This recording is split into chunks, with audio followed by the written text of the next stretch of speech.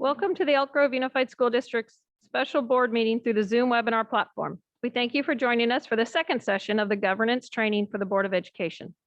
Legislative bodies, including school districts, are permitted to hold board meetings telephonically or by other electronic means because on March 17th, 2020, the governor issued order number N2920 suspending certain provisions of the California Ralph M. Brown Act. In addition, consistent with the March 19th, 2020 statewide shelter-in-place order issued by the governor, Executive Order N3320, the Sacramento County Shelter at Home orders issued on March 19th, 2020 and April 7th, 2020, and the Center for Disease Control's social distancing guidelines, which discourage public gatherings. This special board meeting is conducted via the Zoom webinar platform. In addition, today's Zoom webinar is being video recorded and will be available on the district's YouTube channel. We would like to start with the Pledge of Allegiance. Mr. Hoffman, would you please lead us in the Pledge of Allegiance?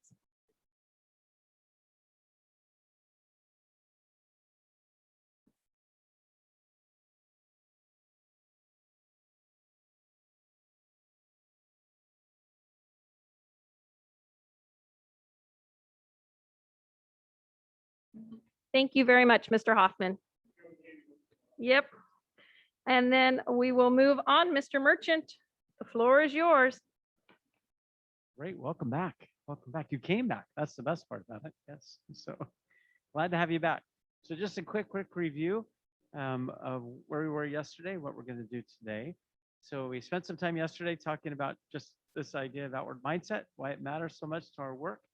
And then we applied it to our work. And so if you remember, we did our job map and the 3 questions. And so we spent some time understanding how we impact each other, how we can be more helpful to each other, and how often we should be checking in with each other.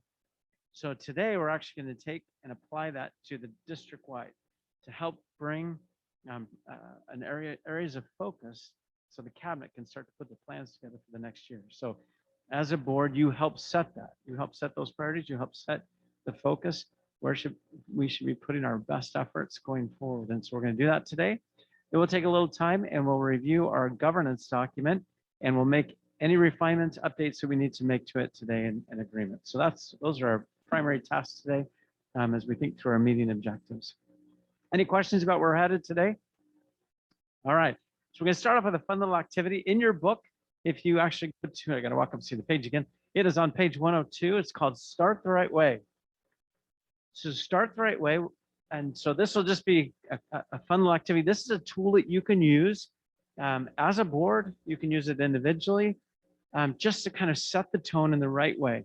If you're going to tackle an issue or you're going to get in front of something that could potentially be a highly charged conversation or situation, this is a wonderful tool to use. How you use this tool is you would take a minute and you can use it individually. You can print it off and simply say, all right, if I was to address this issue with an inward mindset, how would I do it? How would I approach it? How would I come to it? What would I be thinking? And then I'd write all that down. And then I'd come to it and say, if I was to address this with an outward mindset, where people counted like I counted, where they mattered like I mattered, how would I come to it then? How would I approach it then? And you just write those down. And when you're done, you'll look at it and you'll say, oh my gosh, how absurd would it be for me to try and address this with an inward mindset, right? And so why don't I do it with an outward? And so it's a tool I can use individually. It's a tool you can use together as a board. You can start a meeting off. If you think it's going to be a difficult meeting, you can simply say, all right, team, if we were actually to approach our meeting today with an inward mindset, how would we do it? If we were to do it with an outward mindset, how would we do it? And it calls forth how we should approach this, how we should come to it. So we're going to have a little fun with this today. We're actually going to give you an experience with it. So what I'd like to have you do is I'd like 2 issues, 2 potentially highly charged issues that you guys are facing as a board. There's 2 issues, yes. Okay, returning to school 5 days a week. So that's a highly charged issue. So that's team 1, okay? So team 1's right here. I need 1 more. What was it? Budget items. Is that one we'd like to address? We certainly have budget items that could be potentially highly charged. You want to do that budget? Let's do budget. Okay, so that's team 2. Team 2 right here. Okay. All right. So what I'm going to have you do And would you lead our discussion, Carmine, for this one? And Tony, would you lead our discussion over here for budget? So I'm going to have you come down, and I know you have your snacks, but if you'll come on down. The rest of you can join whichever one you'd like to. We're going to do our best to do social distancing. Pick who will be your best scribe in your team. So somebody who can write notes for you. But let's just come stand over two groups.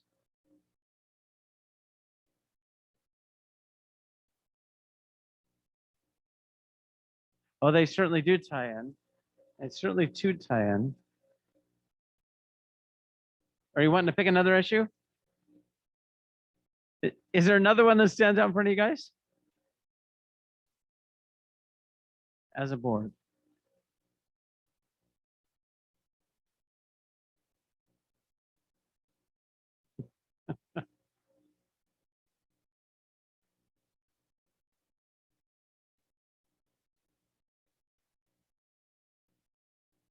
Yeah.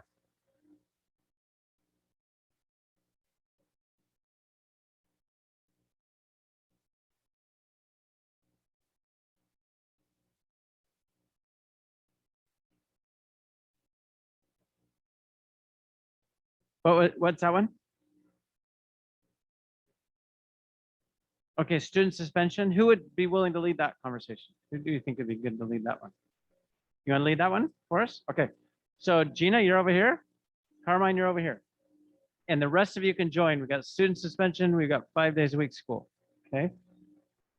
And again, we want to do our best to do social distance. The rest of you go to whichever one you'd like to participate in.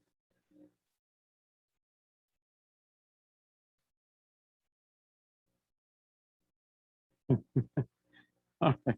You got to have a few people over here with Carmine. All right. All right. You got a good team. All right. So pick one of you to write notes. Who will be the one to write notes? Pick somebody to take notes for us. Okay. Okay. So here's the instructions. Here's the instructions. You're going to start by just asking the question, if we were to address this highly charged issue of 5-day school or suspensions, and we were to do it with an inward mindset, right? Only thinking about ourselves, how do we look, how do we show up? How would we approach it? How would we come to it? What would we be thinking? Who would we blame? Just list it all out. And if you're not laughing, you're probably not writing the things down you're thinking you would do if your mindset was inward, right? Just write down all the crazy things you do if your mindset's inward. Just write it down. Not solving the problem. How would we approach it? How would we come to it if we were inward? So write it all down. And then we're going to switch, and I'll say switch at some point. When you switch, you're going to ask yourself, if we were outward, if people counted and mattered, if we were thinking about the students and families and our objective and our governance responsibilities, how would we approach it then? How would we come to it then? How would we show up? What ideas might we have, right? That make sense? So start first with inward. First with inward.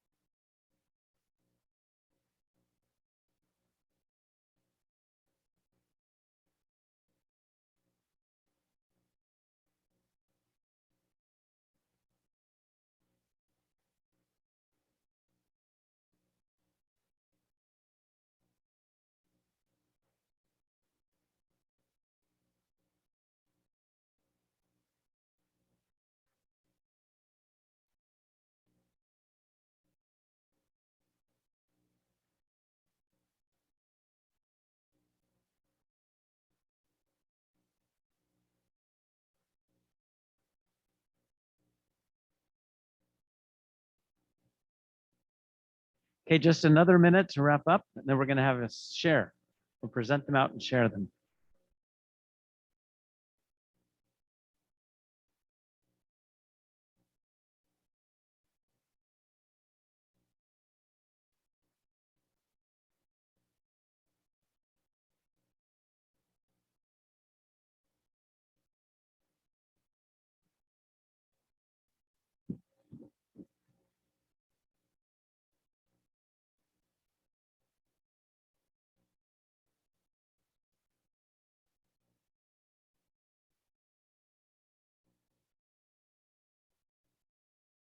All right, so team captain, you get to pick a spokesperson. Who do you want to have? He did all the writing, so who will be the spokesperson? All right, you got the job. So, okay, Nancy's going to report out. So you need to pick a spokesperson okay, all right. So Nancy's going to report out on their team and what they came up with. So she'll share the issue and tell us where you went with it, and then we'll have you do the same. And then look, if there's anything that really stands out for us that we think would be helpful, let's star it. So, all right. What?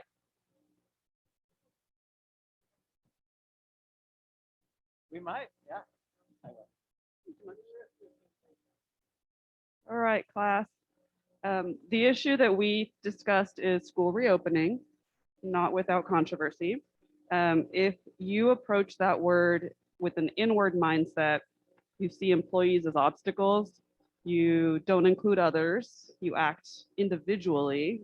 As the board, the district could send conflicting messages. We would want things implemented yesterday. We'd be impatient. We could be indecisive, we'd be divided, and there'd be finger pointing. And we would rely on each on our own different sources of information. And we might be gathering allies to our cause, right? Kind of building a camp.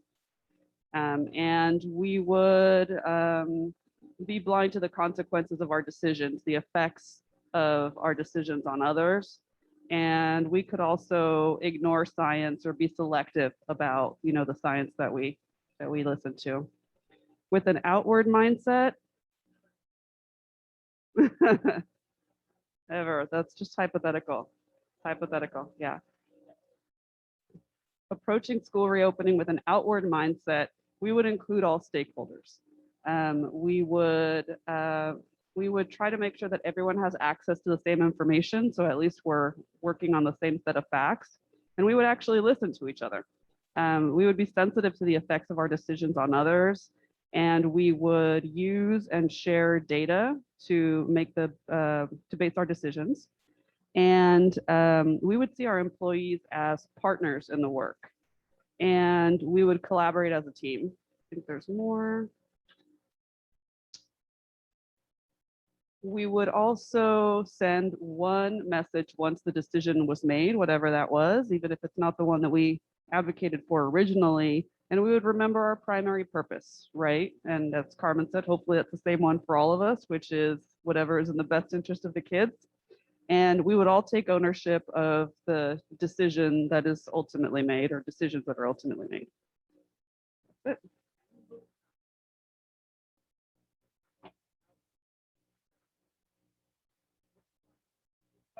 You guys think we ought to hold on?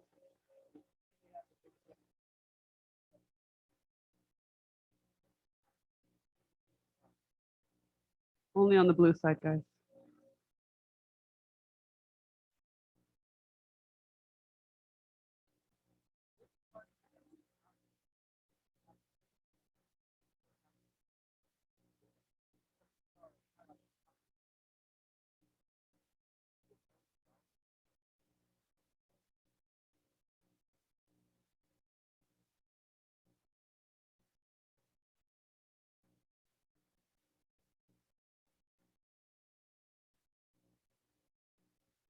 Let's see. Yeah, that's what I was going to say.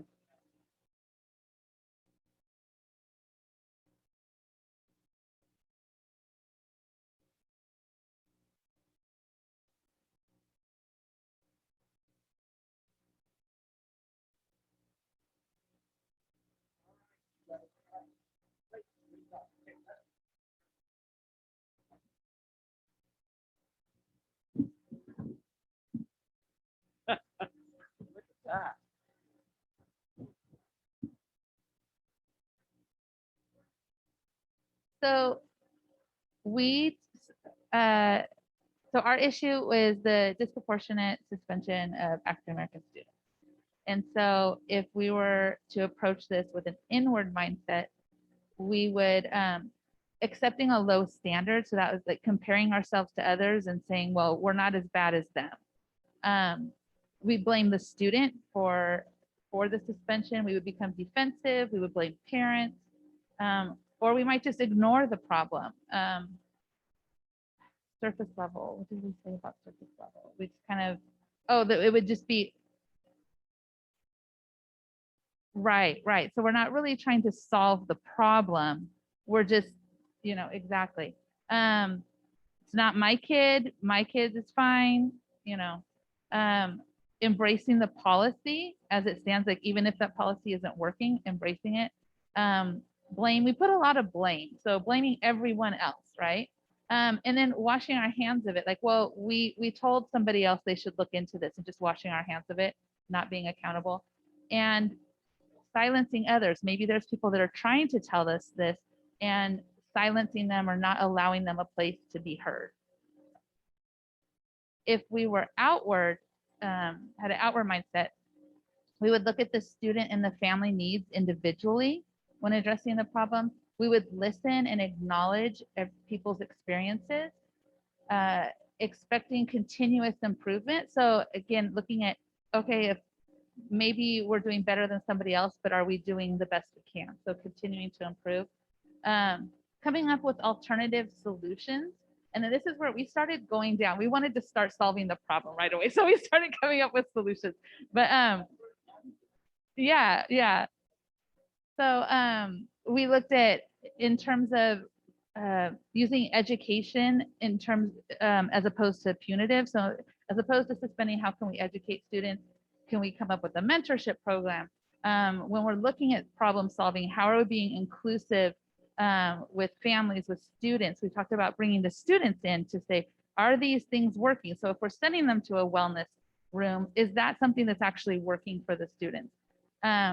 And then being open to looking at, what does the current policy say? And is that still useful and applicable to where we're at right now, where we want to be? And then regular check-ins on how are we doing now that we've made these first changes. Let's evaluate them and see how they're working.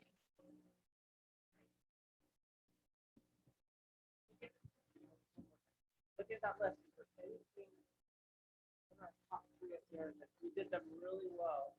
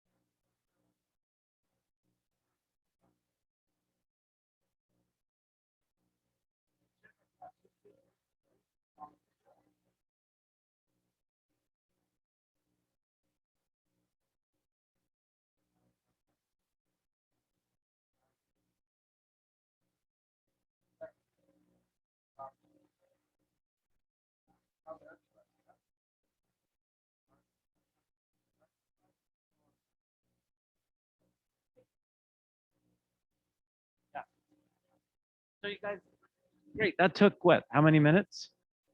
Just a few minutes. So the idea is I taught you a tool today.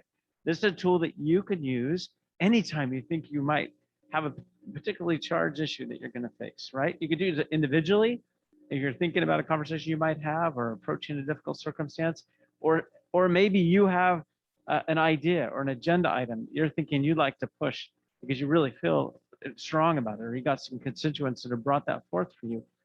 Print that off or take a little piece of paper, write inward versus outward. How would I come today if I had an inward mindset? How would I approach it? How would I, how would I approach my team members if I did that? And how would I do it if I had an outward mindset? And let that guide it. Because when you look at the paper, look at those inward mindset on both of them. How absurd would it be for us to do those with an inward mindset? And yet, how often have we done it with an inward mindset? Domtar, the leading paper company in North America, they had me come in to work with their executive team around their safety issues. And they have paper plants all over North America, and they're trying to reduce the safety incidents in all their paper plants. So they brought us in, and I just started the session off. We had a whole day together and started the strategy session off with Start the Right Way.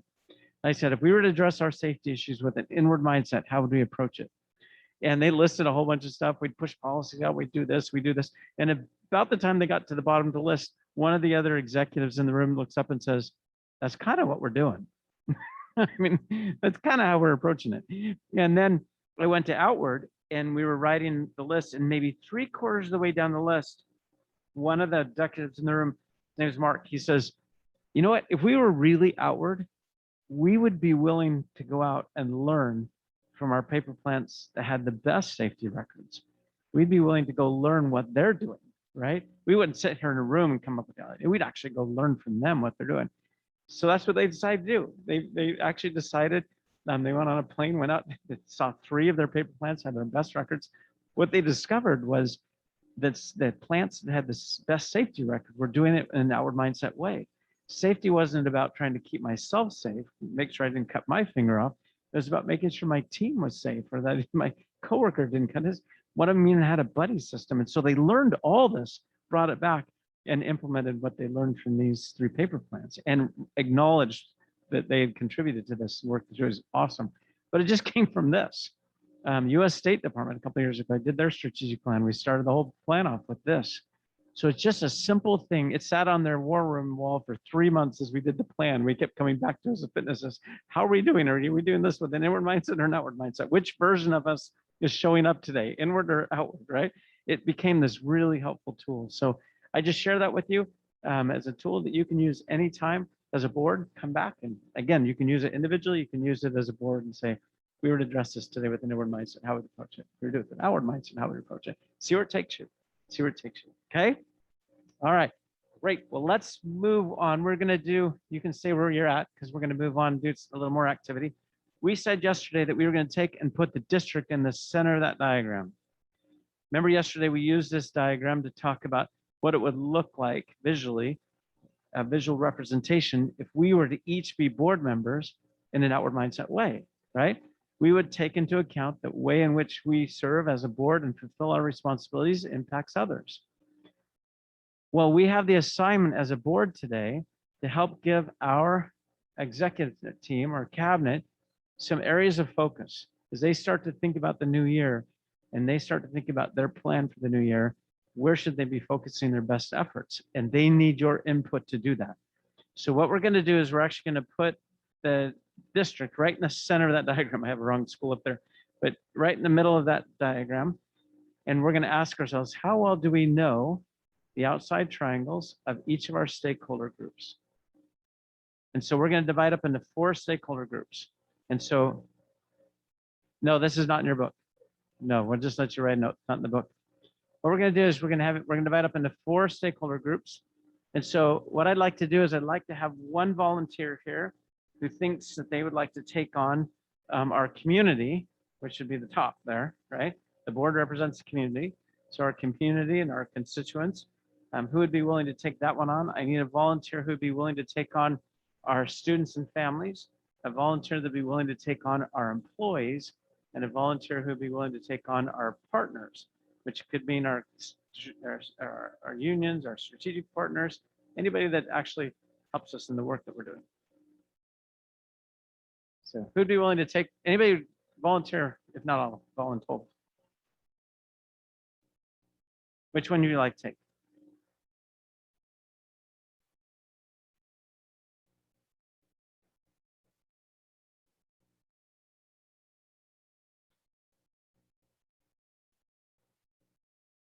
Okay, you get the board in the community. So what I'm going to do is I'm going to give you a sheet of paper.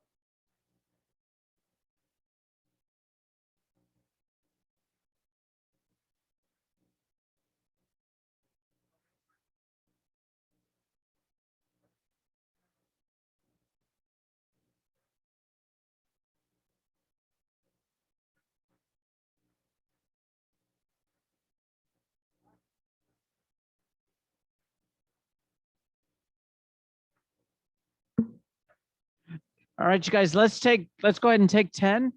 Stand up, stretch, run to the restroom, grab a snack. We'll let this group finish up and then we'll give you 10 later. So, but we'll do about 10 minutes. We'll present these out. So take 10. You guys have 10 minutes. We'll start back up at 20 to the top of the hour.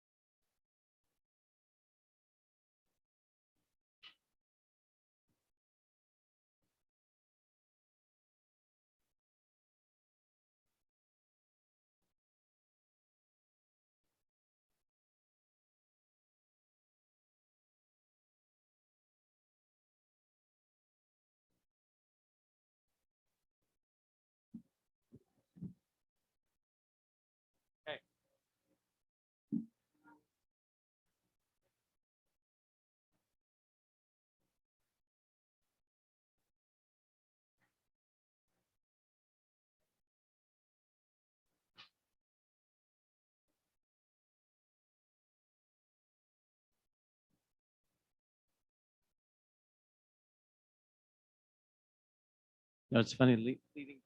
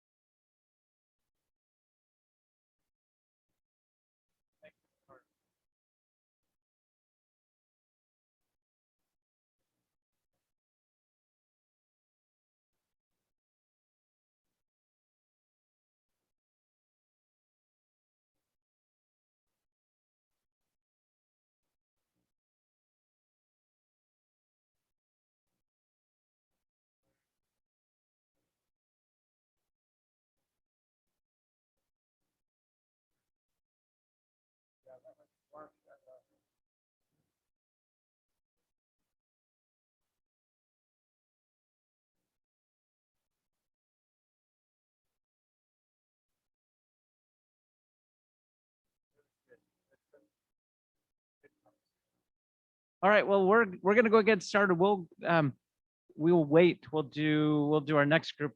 That's him coming right in now. Okay, here they go. All right, Sean, we're gonna kick it off. Okay, Sean, you're up. So you or Beth, whoever you want to. Your group, you can assign to her, or you.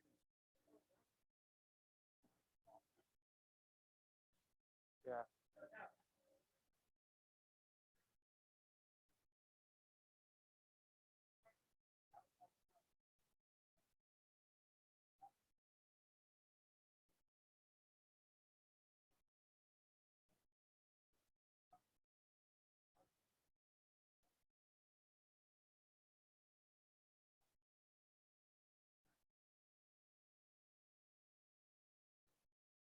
Okay, so what is that? Yeah. So what do you want us to do? Just share. So I work with Beth, and we just kind of ran down what we thought was what's important. So we put safe learning environment. We think that's key. And then the second thing that we put in is we want to teach kids to be well-rounded. We think that that's very important, and that's including. Yeah, right. Yeah, and that to entail that is like life skills. Be able to read, write. You know, pretty good in math, and all those things, right?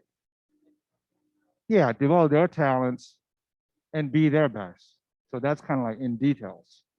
So that's our thoughts. And so second question, so what are the biggest challenges they face in.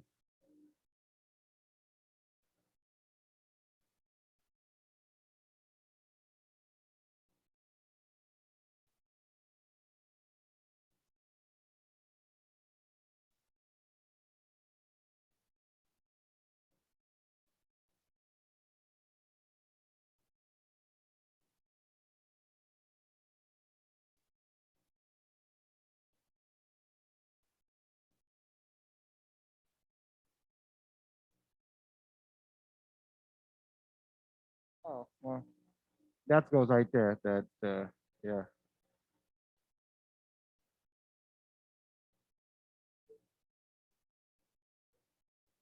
Yeah, well-rounded. We were hoping covers all of that, right, Beth? Yeah. Anything else? Okay. Yeah.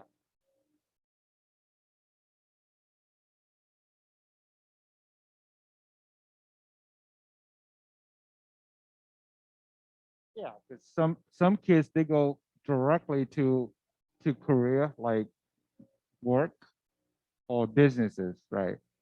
So it's not always just college. Okay. Anything else? All right. Second one. What are the biggest challenges they face in accomplishing their objectives?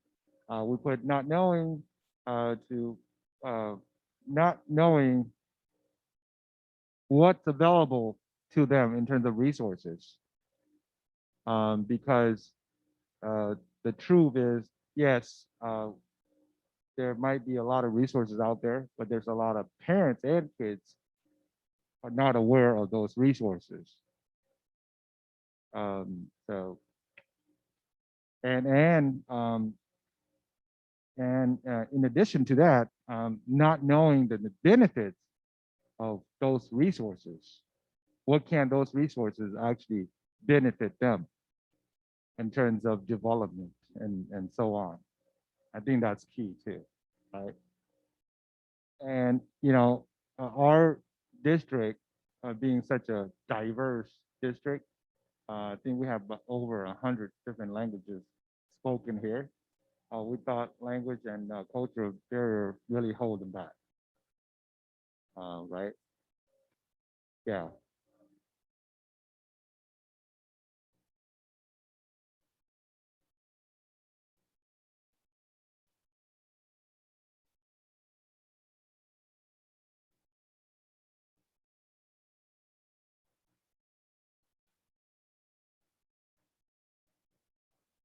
Yeah.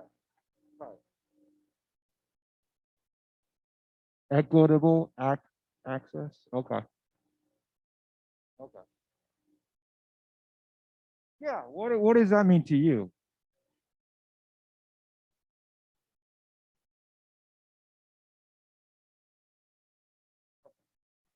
Yeah.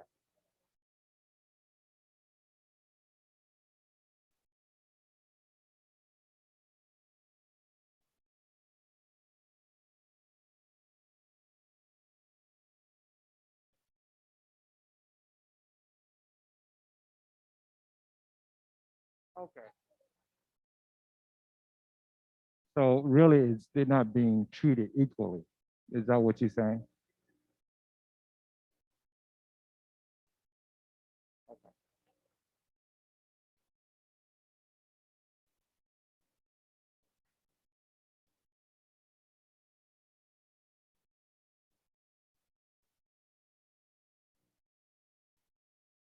Okay.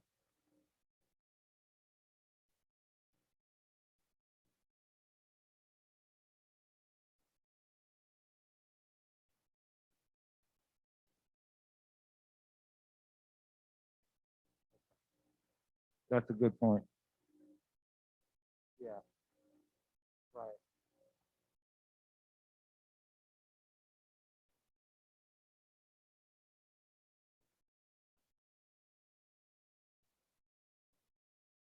Okay.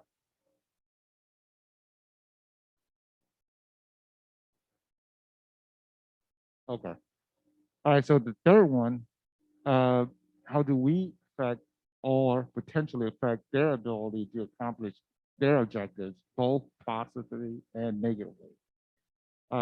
We put again fall back to uh, the diversity that we have here and a lot of English learner.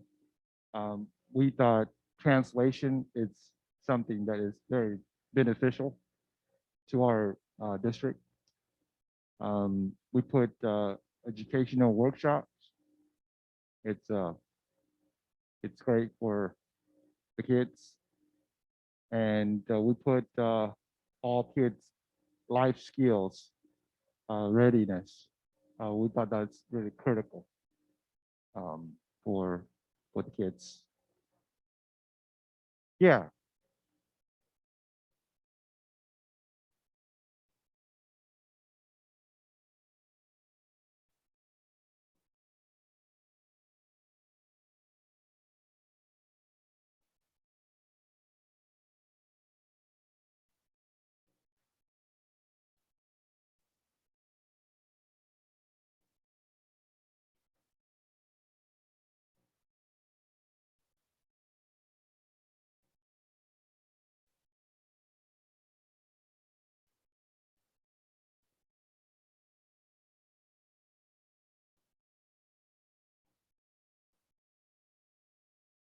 So overwhelmed with information.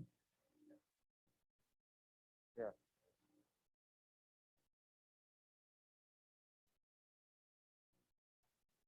Attitude. Well, what do you mean by that? What do you mean by that?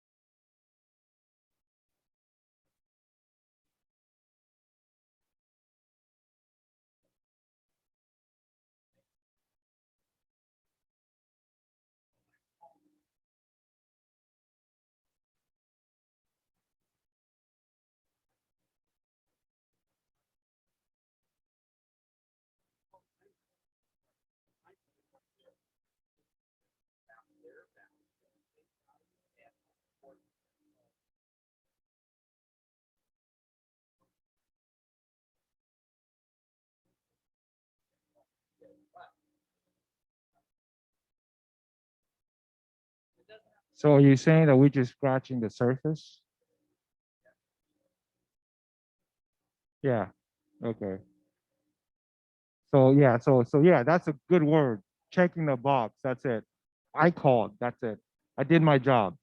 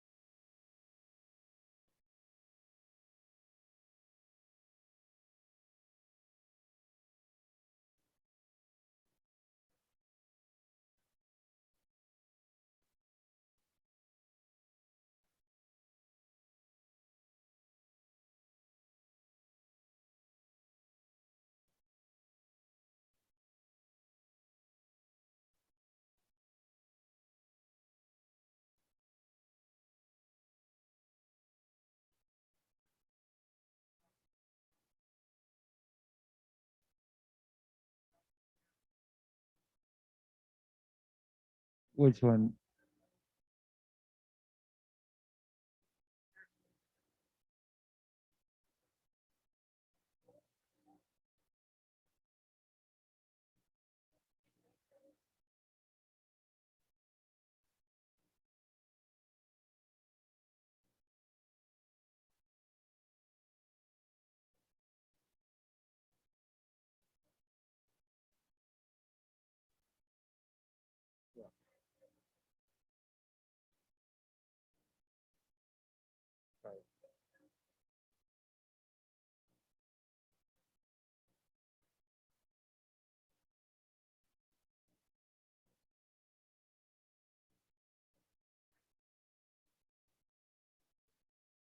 Uh-huh. Mhm. Yeah.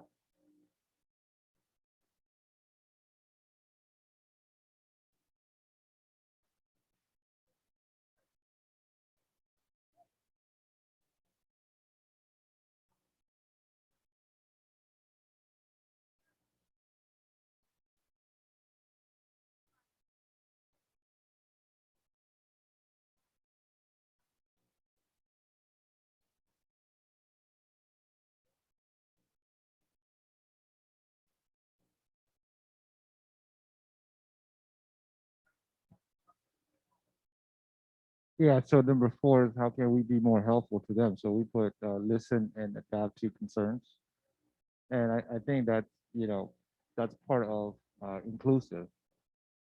And then, back to what Tony and Beth was saying, I wanna reiterate that a little bit because I think that's key. See, a lot of household, and I learned this from my household as well, being an immigrant.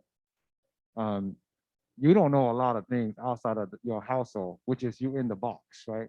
So you inward, and you don't know that you're inward. Your inward is the outward for your world, and that's the problem, right?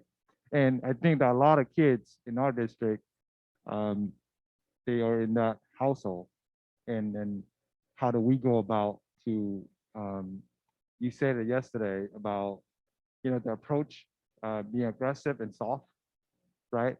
And I think that's key.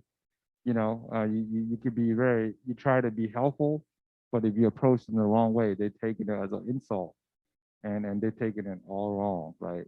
So, but I thought that's kind of what we are facing.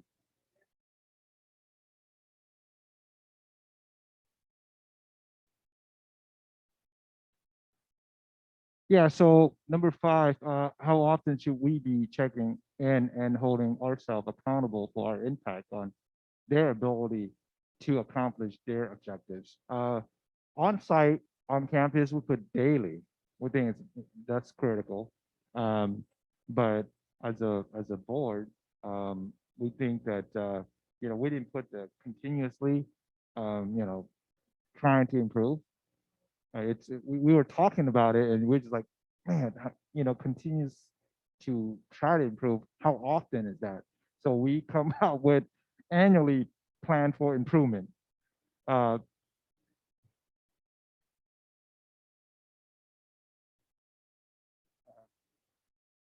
okay.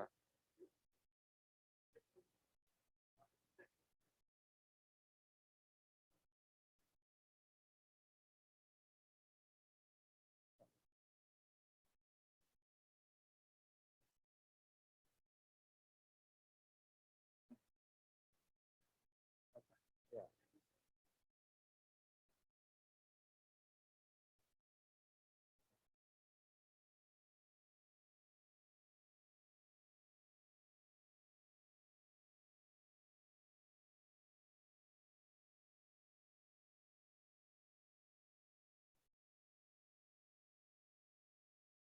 Yeah.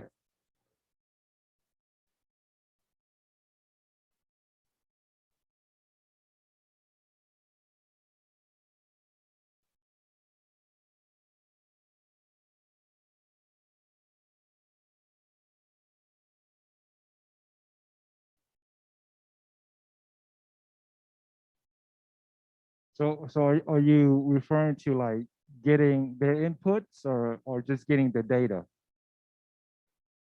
Data. Okay. Okay.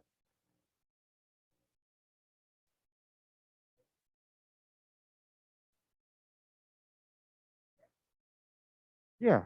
Sure.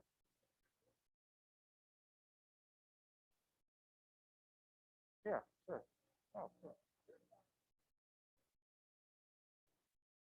Yeah.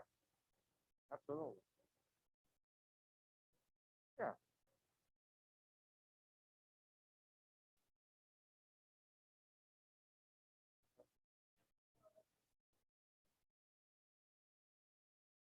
Oh, well, just want to let everyone know, since I have the mic, the reason why I chose green, because you see my initial is J, right? That stands for Jaw Xiao. That's mean in English green bamboo. So yeah, that's my birth name. Yeah, Tony, green bamboo.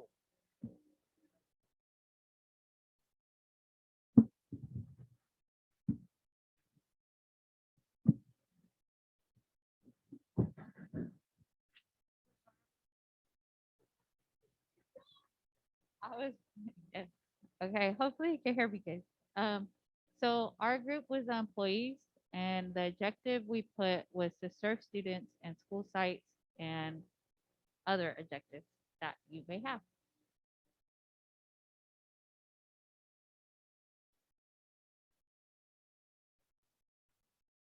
Mhm.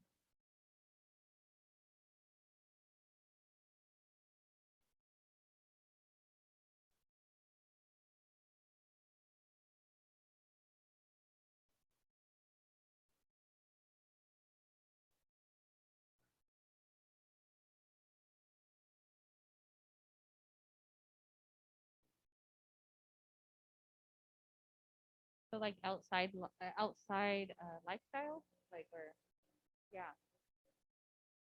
family, home life.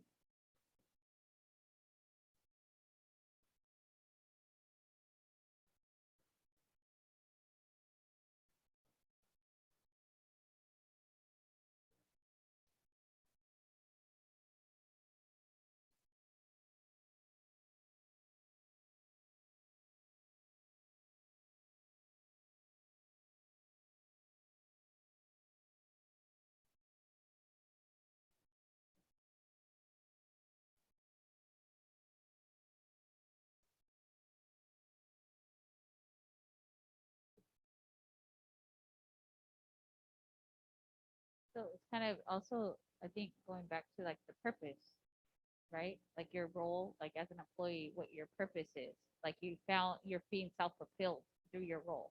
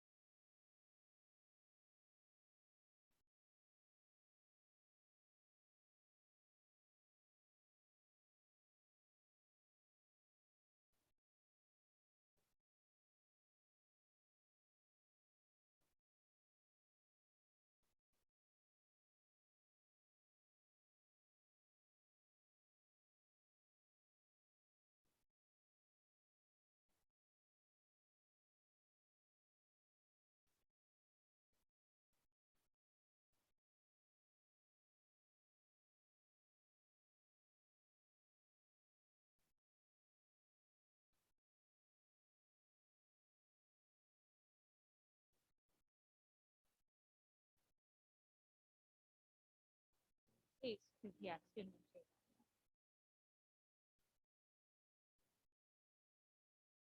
So the challenges we put were funding, oftentimes, and enough resources. Like we think of like school sites or classrooms, um, and then keeping up with now the COVID regulations. Um, and then oftentimes we found that maybe they could have a conflicting priority or direction. So maybe like the teacher in the classroom has one direction or a goal in mind, but then does that match like the administration's goal? So it's like trying to make sure that we don't lose sight of that priority that with every employee, right?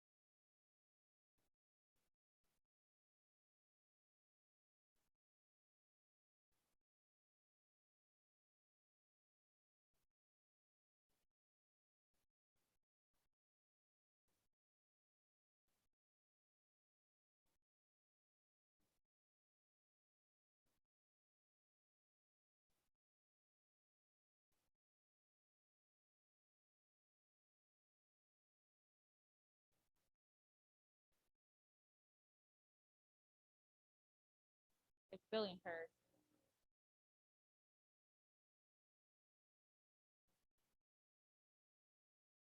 Positive, we put that we do have safety plans for the return to school, and then direct funding based on the need. That's positive. And then clear stretch, I can't say that, goals and priorities right now. So identifying like very clear goals and then the priorities, that's a positive. The negative we felt was like ignoring the needs of our employees could be a negative, or if the board isn't cohesive, it can provide maybe like unclear direction, like, you know, or if the leadership, not the board, but even the leadership, like admin or something, like maybe they're not very clear. So then it's like, what's our goal? What's our plan? You know, if we know if it's outcomes producing, but then maybe their goal is something else, then it could be conflicting, like what we were saying above.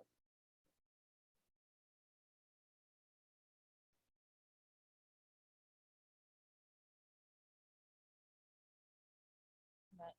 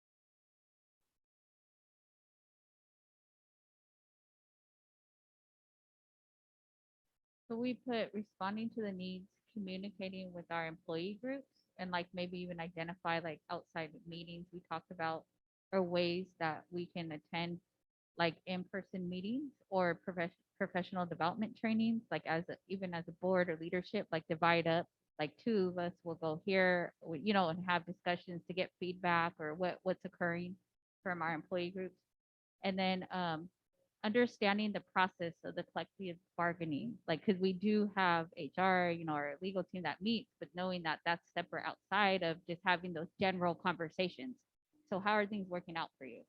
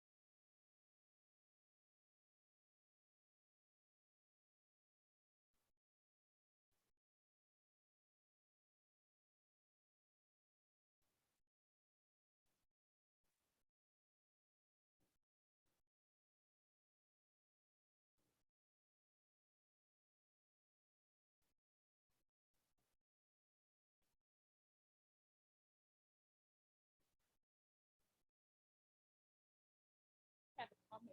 I was like, I think she had a comment.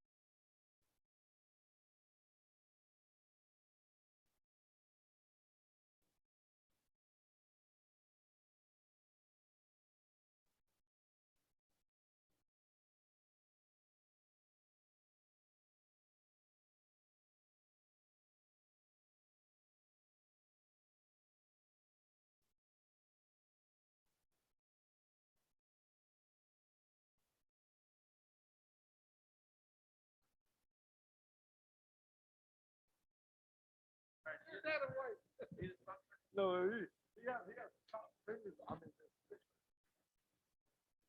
all right, all right. Attention, attention, class, attention, class. 1, 2, 3.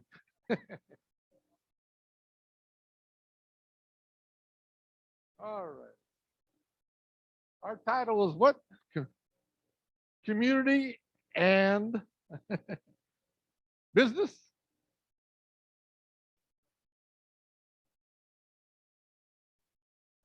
Hot. Okay. We're the community and business objective dealing with COVID-19. So we wrote who is in our community sphere of influence or engagement partners was government, business, college, and Department of Labor and every level, on the federal level, state level, county level, and because we need to produce graduates for college and career readiness skills, which means for the labor force, for financial responsibilities, and good citizenship, or for civic engagement. Right. That's our outcome. And the more that we have like that capacity, the less we spend on prisons. We got to stop the prison pipeline. Instead of spending $85,000 per inmate, we could educate more people at those college levels and vocational academies, at middle college, or with the junior college and state college systems. Okay, anybody have any feedback or input on that?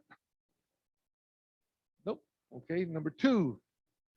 What are the biggest challenges they face according for their objective, or this particular objective is, again, number 1 is funding, lack of counseling, vocational focus, and what's that, isolation or what? Inclusion? Inclusion. And what's right here? The one right here. This, oh, district makes decisions that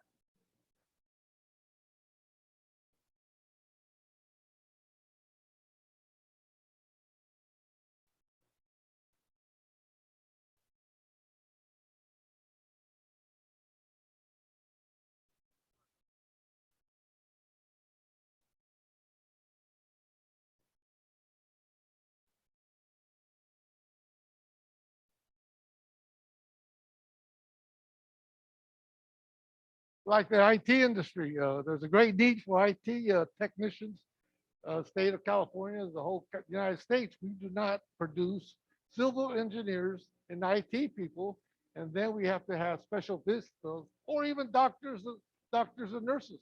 As a result of not producing enough of these particular vocational careers, we have a special visas to import those people to the United States, and that's sad to me that we're not doing that well, especially the vocational educational arena.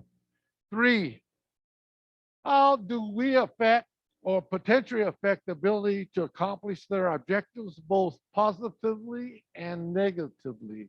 And we put down providing program support, services, funding for this particular objective. And general funds prioritization to meet 21st century job skills. That's 1. Do not talk to them or participate within their organizations. We need to back and forth communicate with those and be a part of their organizations or associations or whatever. And do not, okay, what's the one, the P? Adequate vocational academic programs, that's another thing. Times are changing, job skills are changing. Careers in the communities and throughout the nation are changing. So we need to be abreast of these particular changes and of different robotics, like we're gonna lose jobs in our community because of robotics. Are we aware of that? Our business community aware of that? So we have to talk about that, be in tune with that. So also job fairs and evaluate the current programs for effectiveness to meet objectives. Again, going back to the top, which we do very good job in this. Yes. 4, okay, bring them to the table. Again, listen to their input and needs. Keep abreast on vocational, educational, and academic needs in our communities, the states, and the nation. And that's why we are so successful. We do that. Any more input on this? Yes. Yes. So, Great. Looking forward. Okay, so go back to your groups. We have 3 more questions to respond to, and then we're done with this exercise. So 3 more questions to respond to. And so go back to your same group, same people. You can pull your posters back if you want to, but here's the question. Remember, see others, adjust efforts, measure impact. So now we're moving to adjust efforts. And now that we've got a sense about their outside triangle, where are we failing to deliver? Like, where are we failing to deliver? To that stakeholder group, given their objectives, their challenges, how we impact them both positively and negatively, how we can be more helpful to them. Where are we failing to deliver? How often should we be checking in? Where are we failing? And let's just write down a couple of notes, right? And then come up with adjustments we might need to make. So you're going to think about where are we failing and what adjustments should we make? And then I'll give you the third question in just a moment. You can add it on a separate sheet of paper if you need to, if you need another piece. And you've got room? Oh, backside. Great, great, great. You can put it on the backside if you want.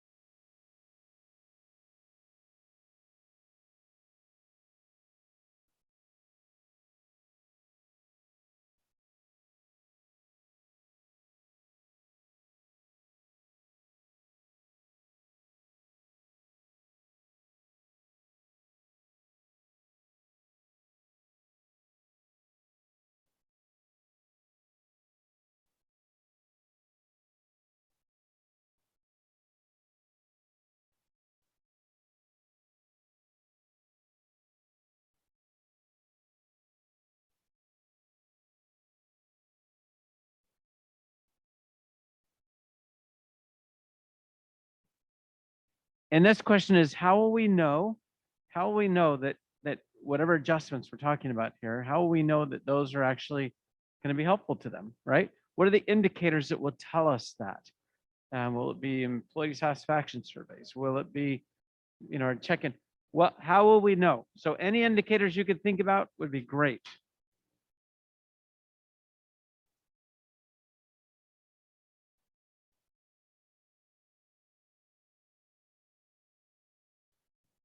And if your list is larger than 3, narrow it down to 3.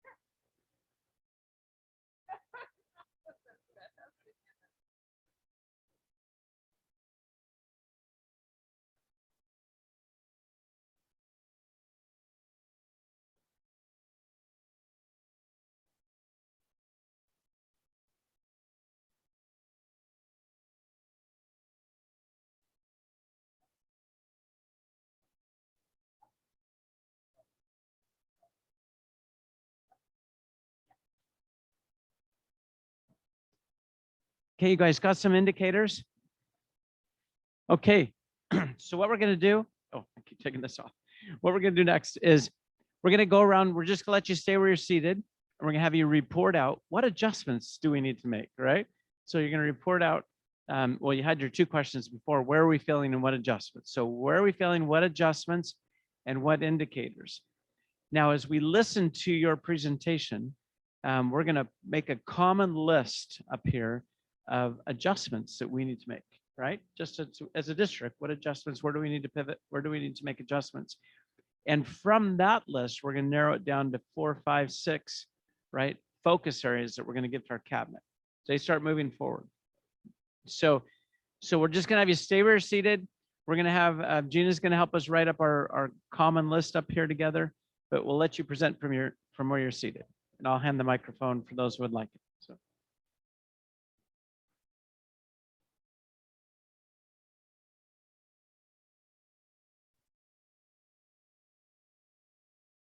All right, we're going to start first. Our students.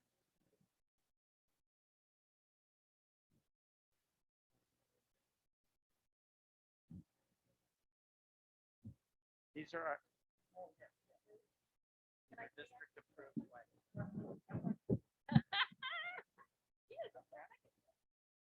Oh, what she's done today. Okay. So we had student and parents, and we came up with to expand and provide SEL supports. So we have a lot of stuff. Cultural sensitivity, knowledge, and competency to build that, to better communicate, making accessible opportunities, things we can confirm, small touch points for families. Lots of things are unknown right now. We will have, your graduation will be on this date. We'll go, summer school starts on this date. Kids go back to school on this date. The things they can start building their life back on after this period of chaos. Educational Equity Master Plan, how do we include more people to move that work ahead? And how are we moving with that?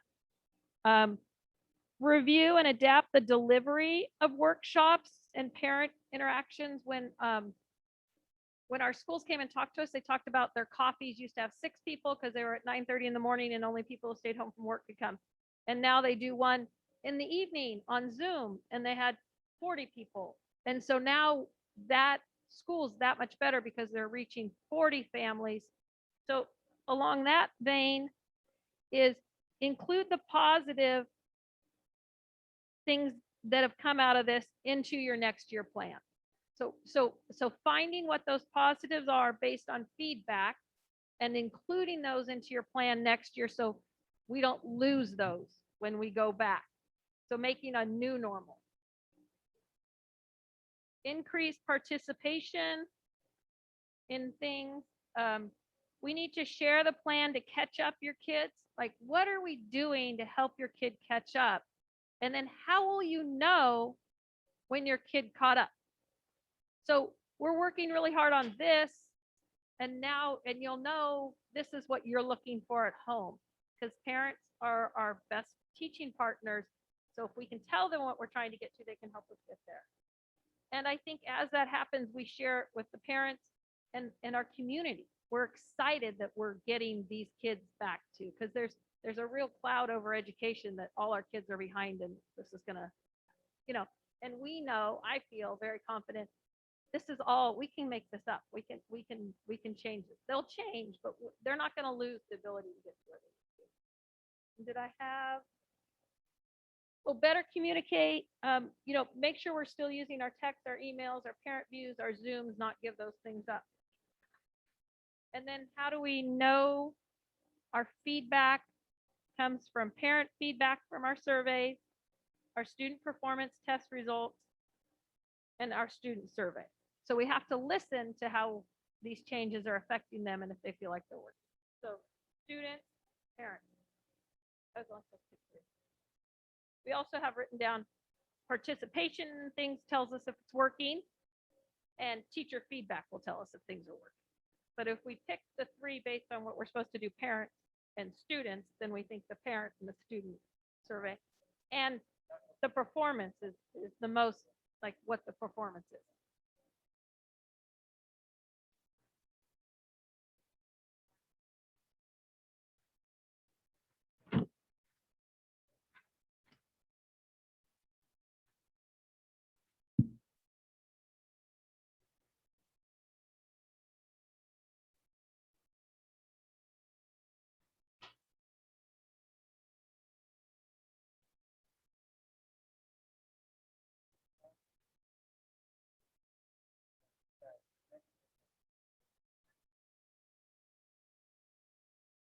Based on the feedback, include the positives into next year's plan or the changes.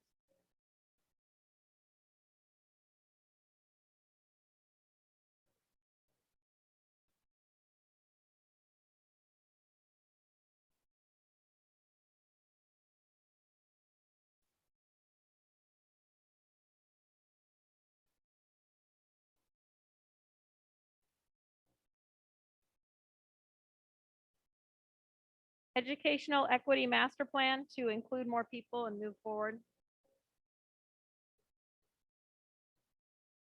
So to get it out there more of what are the goals of it and get more people working on it, and to participate in the meetings and the events and to just build the momentum of the change we're trying to make.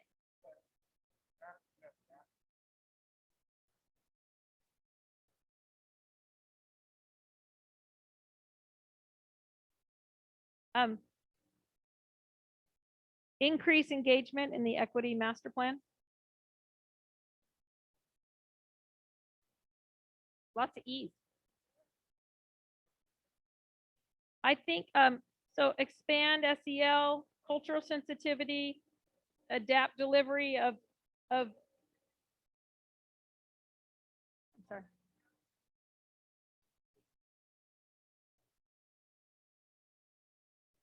Okay, small touch points is what I said. So things we confirm, dates, small touch points. So things they can build from, but giving them the knowns so they can start planning. Touch point date.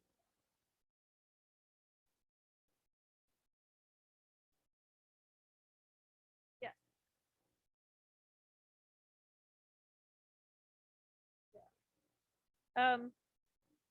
And I think it's important that we make parents feel comfortable that we have a plan. Like, what are we doing? What is the little extra we're doing, or what are we focused? Yeah, there's a real big concern to what does my kid miss this year, and how am I going to get them back to where they want to go?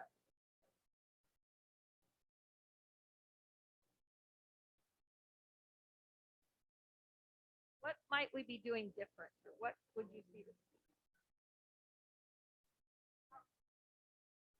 Or a catch-up plan?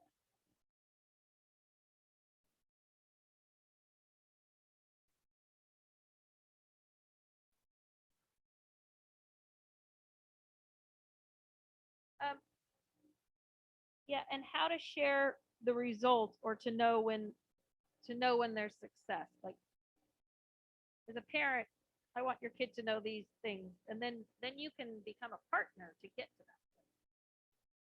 How they can partner with us to help.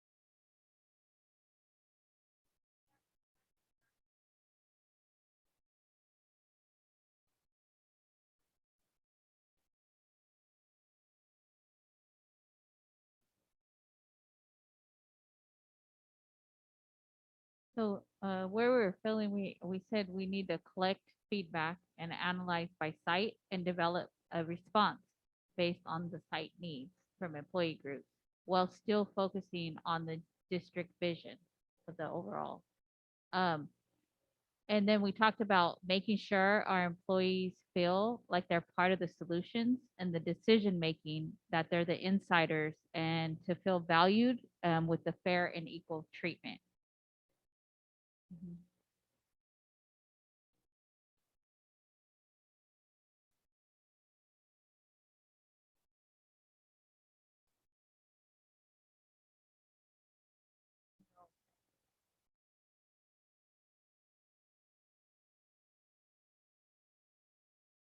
The inside, they're part of the whole, the inside team. Yeah, yeah. So, and then the employee check in to determine career goals and provide a pathway and opportunities for professional growth.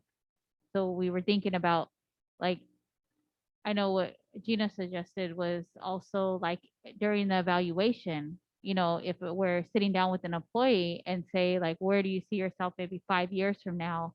And how can we help get you to that other, like, if you want to move up in the organization, how can we get you there? Um, and then making sure leadership is on the same page in order for the employees to receive the same message. Because sometimes when we're on different pages, maybe not the same goals, then the employee might get mixed messages. So, and then one of the main things we talked about was collecting an employee satisfaction survey, collecting the data, and then from that, that will lead to retaining our employees. So if we understand that they're satisfied, or if there's areas that we need to make changes in, then hopefully we can keep that employee long term with us, and then be able to attract more qualified and hopefully diverse applicants during that time as well.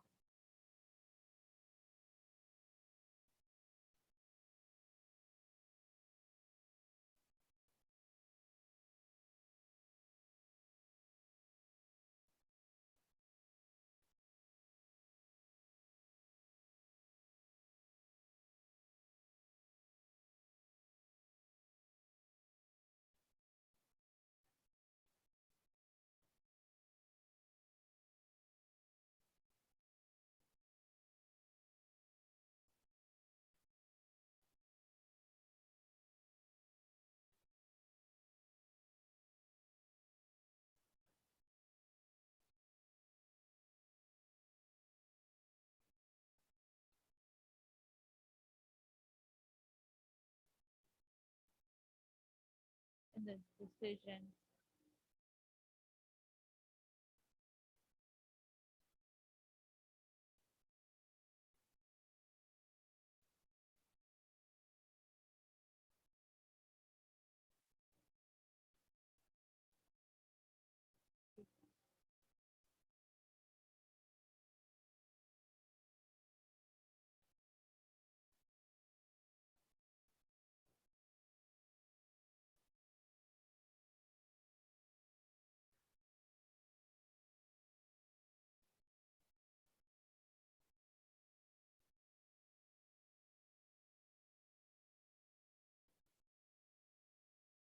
One of the other ones was that I know we were like was employee check-in to determine their career goals and then their long-term like pathway or opportunities for potential growth.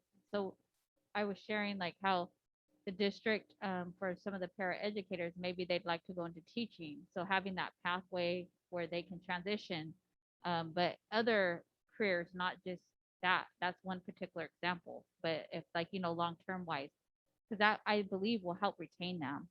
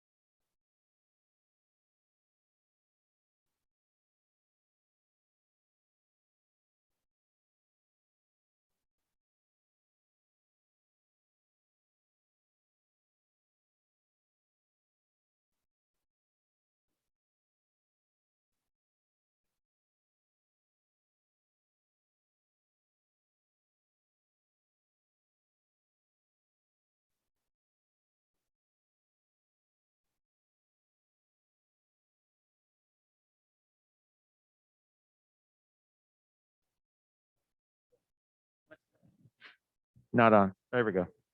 Evaluating, for the first question, evaluating and revising curriculum for 21st century jobs.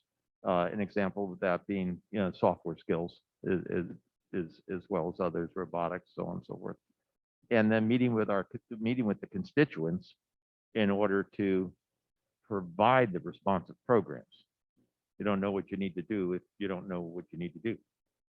And then on the second one, transitioning programs that we have to ensuring that the students have the 21st century job skills, like the technology programs we have, the green energy, the robotics, the ag, the tech, and tech should be focused on language, which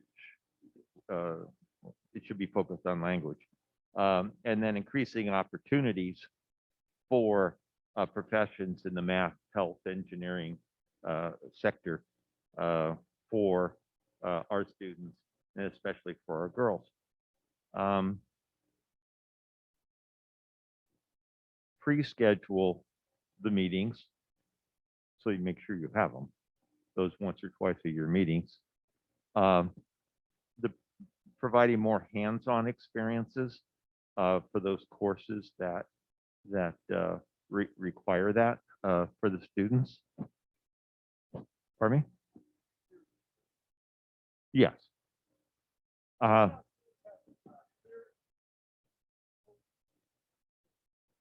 But yeah. And then how do we know it's working? The positive feedback from the constituents at those meetings that we have as reviews are held. And then a bigger one would be the reduction in the numbers of unfilled jobs. Now that's going to be down the road certainly, but there's so many professions now that employers can't fill.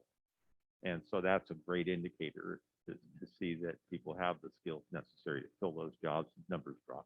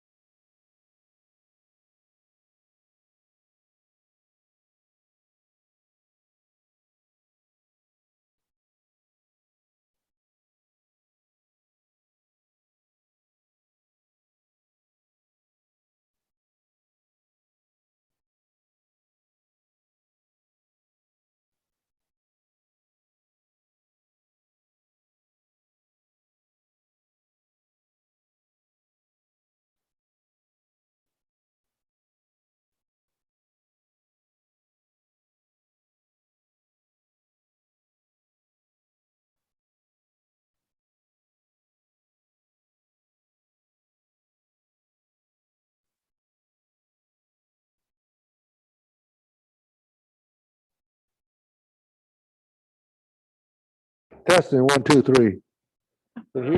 Testing, 1, 2. Yeah.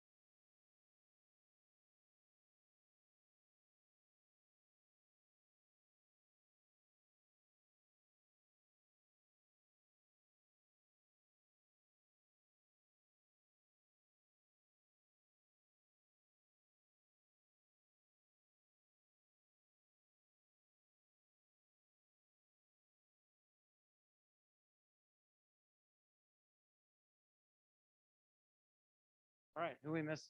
We missed Chris. Nancy.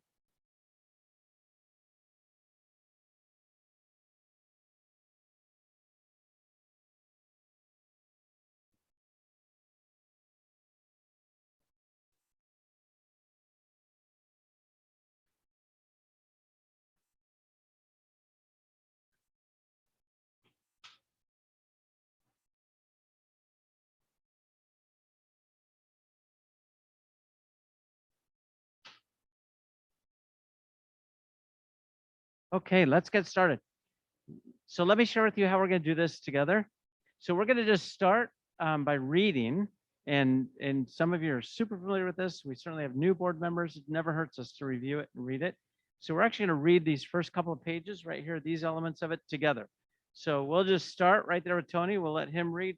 I'm starting off right at the top of elements of, or excuse me, he's going to start right off with our element. Which one is it that I have up here? I put it in the wrong way. First one is elements of effective governance. So you'll start by reading that group, then I'll hear a mission statement from Sean, and then core values. We give you a chance to read Gina. And so we'll just roll through those together. Just read them. Certainly if someone wants to raise their hand and comment on them, we can. Otherwise, we're just going to read them together, make sure we're familiar with them. Where we want to spend the time tonight, where we want to spend our time tonight is once we get into shared understanding of roles and responsibilities. We'll slow down there a little bit, and we may discuss those together. And then when it comes to our protocols, we're going to divide up into small groups. We'll take 2 people will take a page, read through them, highlight, share out anything that we might need to adjust, fix, comment, agree to. Does that make sense? So we're going to we'll slow way down when we get to the protocols. So that's how it'll work. We'll go fast, we'll get a little slower, and we'll go a lot slower on the last part. That's where we need to spend the time. The end game is we all want to have agreement in this. And so once a year, you guys should have revisit this, make any adjustments you feel like you need to, or refinements you need to make to it, agree to it. And then once a year as a board, you ought to have a self-evaluation where you hold yourself accountable to this. This is your standard of performance. And so we're going to come back and hold ourselves. How'd we do, right? Given this agreement that we came up with. So we'll set up an annual self-evaluation that'll go to this, but we got to have a standard we all agree to. So that's the idea of this evening as we roll through it. So let's start first. We'll just have you read Tony, first part, and I'll just keep things moving. And by the way, anybody can pass if they want to go through, but elements of effective governance. And you can use your microphone if you want to. Just read it out loud. It's just up to a mission statement. And you can pass at any point. If you guys are just thinking about something, you guys can pass.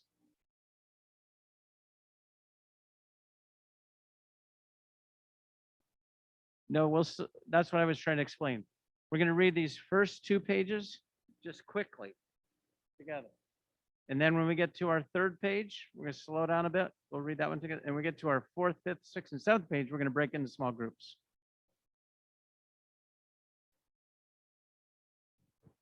Elements of effective governance. There are 3 dimensions to the effective governance of any organization. The Elk Grove Unified School District Governance Handbook documents the governance responsibilities within 3 dimensions. 1, governing as a unified team. And underline those things you see that stand out for you, right? What? Unified team. With a shared vision to lead and serve the community. Governing within a shared understanding of roles and responsibilities. 3, creating and sustaining a positive governance leadership culture. Great. Sean, you want to read our mission? Mission statement. Elk Grove Unified School District will provide a learning community that challenges all students to realize their greatest potential. Great. Core values. Gina.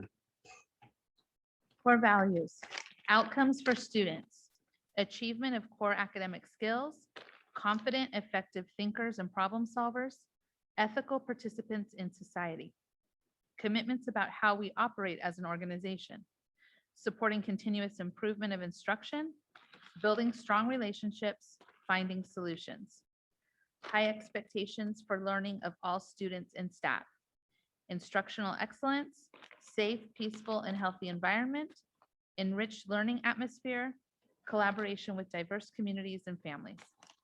Great. And then goals of our students, you kind of have to read them in each of the circles. So, You want me to read around the circles? yeah, just read each of the 5 circles there.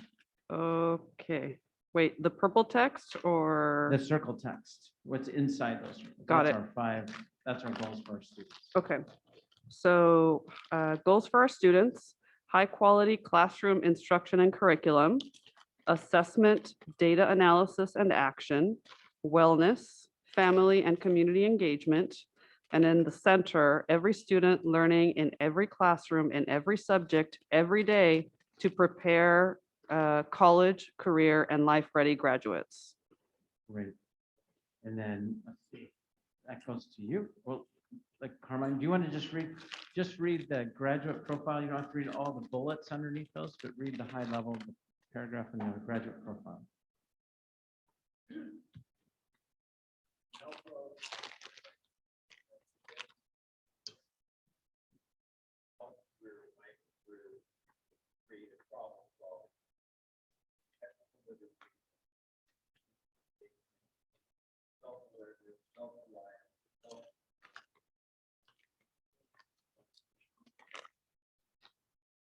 Okay, so great. Any comments on those pages? Any thoughts? I love it. I think it's well written. This has been on my mind since day one. You know, when was the date and time of these objectives on this particular goals for all students, right? Yeah.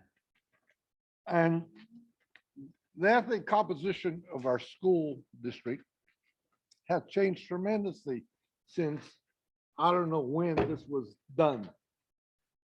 So let's make a note. In fact, You know, so, but what is it within this diagram either needs to be adjusted or another sphere should be inputted, or what of this sphere of these circles is now working for our students of color, low income, foster youth,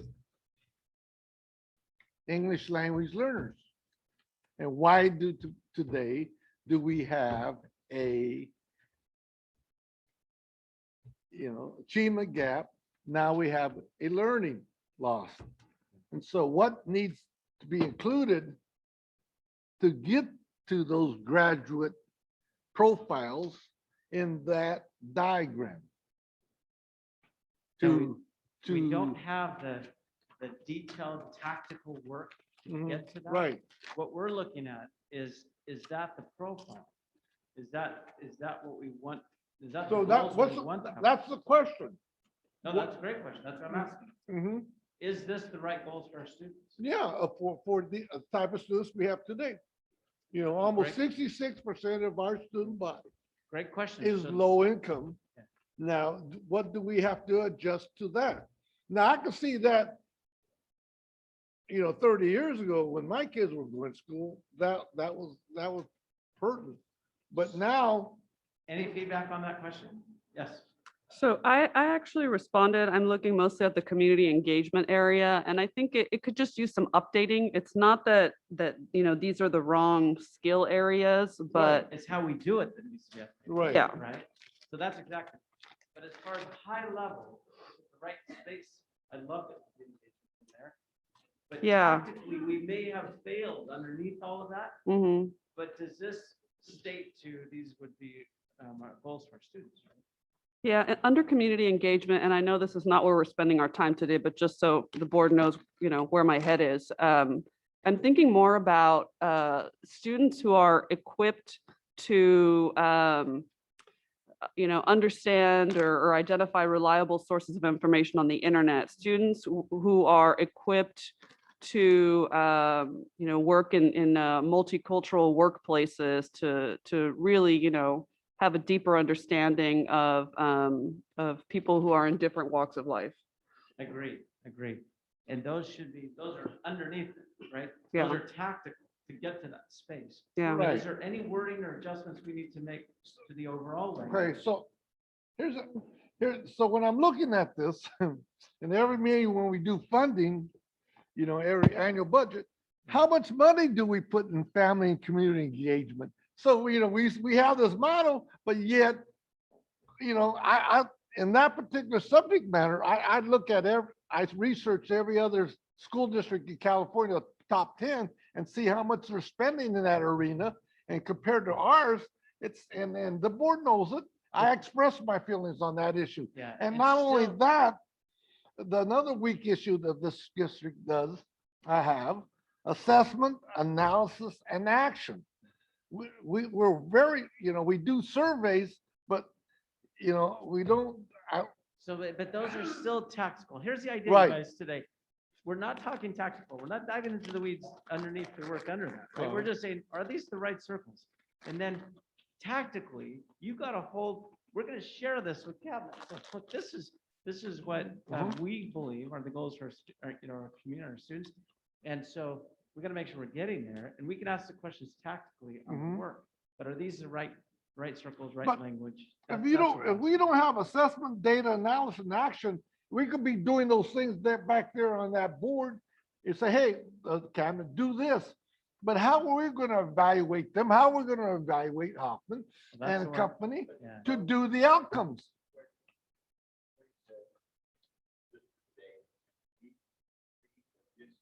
Yeah.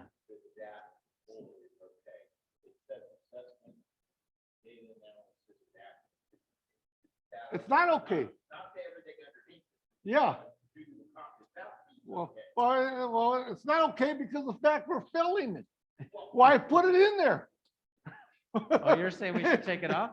Well, exactly. If we're not doing it, if we're not spending dollars in that arena, why do we have it? I know. Uh-huh. Yeah. Mhm. do a hell of a lot of assessment. We do very little to make adjustments with the data that we get. Right. And I have had focus meetings with Mark and Christie Mhm. and every other cabinet member Yeah. about the fact that we do not take Mhm. direct action. Mhm. Those are all the pieces underneath. Do we agree or disagree with the goal? Yeah. And then the other issue, what can we add? You know, Yeah. we may be a big circle on 21st century job I skills. think our purpose tonight, though, is high level, and we got the Right. right circles, right? And yes, maybe eliminate or add, but what I would love to have us look at are kind of language circles. We feel like the direction, the focus, the idea is there, but there's work underneath it. And tonight's not the night for us to dive into the weeds. Tonight's the night just to say as a governance document, those are right circles, right? Yes, you had a comment, or someone had a comment, yes. Well, I was gonna say that these are, to me, is relevant, it's on point, and, I support it, and, you know, I think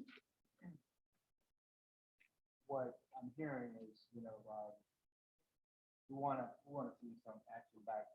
Yeah. In these bullet points, which is great, but as far as tonight go, I think these are There's relevant. work to do, no doubt. And, underneath so let's not, you know, push ourselves to, in the future where we're not there yet. But I think that, these are relevant. But with that said, you know, if we really put thoughts into it and, you know, give us time, I mean, I'm sure there's things that we could, you know, change and make it better. I'm sure, but. And by the way, tonight, we're not voting on this Right, document. I know. Tonight, but all we're that's doing is what I'm giving saying. input It and is. refinement, right? It is, So- right, so I yeah. understand that, but I'm just saying, so to a couple of trustees' points. That's correct. But I support it. I like it. So let's keep going with our reading, and on the next one, we're going to slow down a bit on this one.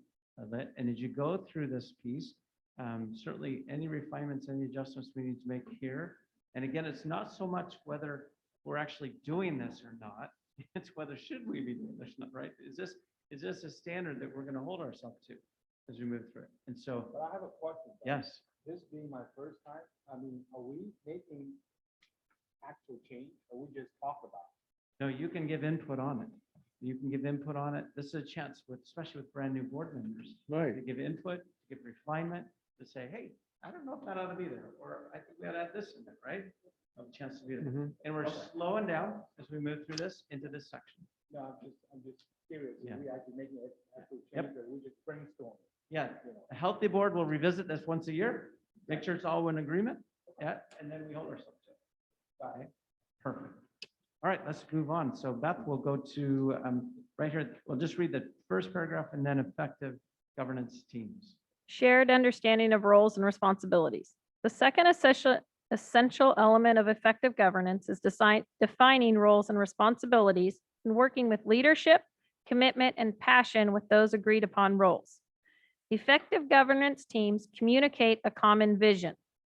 Keep the district focused on learning and achievement for all students. Value, support, and advocate for public education. Govern within board-adopted policies and procedures. Ensure opportunities for the diverse range of views in the community to inform board deliberations. And periodically evaluate the governance team's effectiveness and handbook. So everybody feels good about that as a standard? Any questions, concerns about that as a standard? On the bullet 3, 4, I mean, down, 1, 2, 3, 4, govern within board adopted policies and procedures to include the California Education Code. So you're just saying that, I'm assuming it does include that, What? Yes, but you're just saying language ought to include that. Yeah, to include, yeah. we So- can't adopt policies that are in conflict or in violation of state law. We can't do it. Well, that is education code is that governs us. It but is. Nobody talks about it. Because our policies are a more detailed level of implementing state law. So we don't need to copy state law into our policies if that's what you're saying. But it would be easy to put a little star and asterisk by that. and Just reference. reference them. Yeah, that'd be easy. That'd be, Okay. that's a great, I made that point. So, okay, you had a comment, Chris? I would just say we reference them in all the board policies, you see ed code referenced. Well, Right. reference it on here too. But I don't think people realize that. And when they see something like this, where does policy and procedures come from? That's a good point. You know, So effective trustees, Govern in a dignified, professional manner, treating everyone with civility, and respect. Operate openly with trust and integrity. Take collective responsibility for the governance team's performance. Agree on behavioral norms and operational protocols. Recognize and respect differences of perspective and style on the board and among staff, students, parents, and the community. Understand the distinctions between board and staff roles and refrain from performing management functions that are the responsibility of the superintendent and staff. Understand the authority rests with the board as a whole and not with individuals. Keep confidential matters confidential. Participate in professional development and commit the time and energy necessary to be informed and effective leaders. That's what we're doing now, which is great.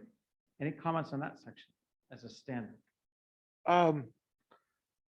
The last one, participate in professional development, and commitment to the time and energy necessary to be informed and effective leadership. I'm wondering why, yes, we could go to the California School Board Association, but why can't we go to the National School Board Association? I don't know the answer to that. So Because we, there's- One thing I would recommend for boards is for you guys to think about a development plan. What do you want to do this year in your development as a board? And it may not just be National Association. It could also be, look, as a board, we want to learn more about, something that's affecting the district right now. So you could bring some experts in to learn about that. And so there are ways in which you can build out a development plan for you, where you do things like we're doing now, but it's your own learning, your own development, your own growth. That's really helpful for board. That's why I love that it's in there. I love Now- that it's in there. I'm saying like the chair, or if somebody requests it, what's the process? And also, yeah.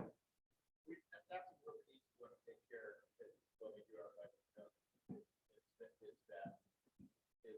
that we designate For our own development, growth, yeah. for professional development without title. Yeah. Real simple to take care of. Yeah, You've got $5,000 to spend in 1 year. Right. for Professional development, then the easiest way to take care of it is long, because we don't care how you spend it. Yeah. It's your choice. yeah. That's what I advocate. I think, I'm just saying, You're right. it's easily done. Let's do it. Yeah, when we do budget, we can do it. can we refocus on the assignment though? Because I think we're getting into the details here. But no, this is, Within the compound of Okay. the law, okay, we Okay, can right. do anything we choose to do. Exactly. anytime we choose to do it. that, but check this out. This will assess me. When we have good discussion like this, somebody over here says, can we get on to the other subject matter? And when we're having discussion, that's a healthy discussion of the issues. But somebody wants to stop the discussion and go on to the next issue. That's what and I'm glad you said that.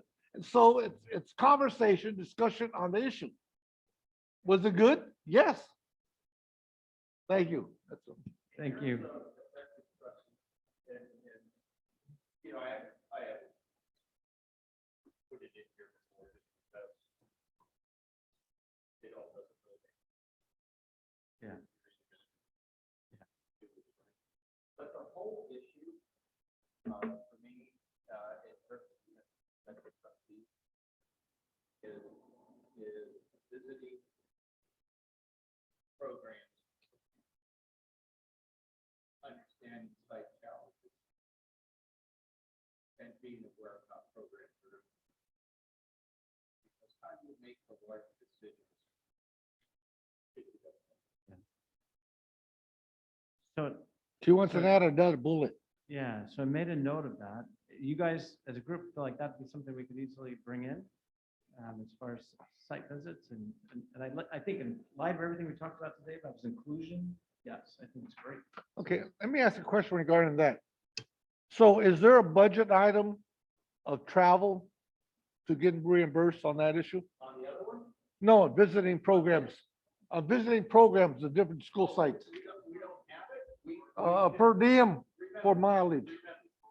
You want per diem to go to a school to see our programs? We can do anything we choose to do. The government took away our Mhm. ability to claim mileage. Right. Schools doing things. Mhm. You can add it in. Exactly. You That's can what I deduct thought. it off your taxes. What? No, you cannot. Okay. You can't. This is so off what we're trying to do I though, know. you guys.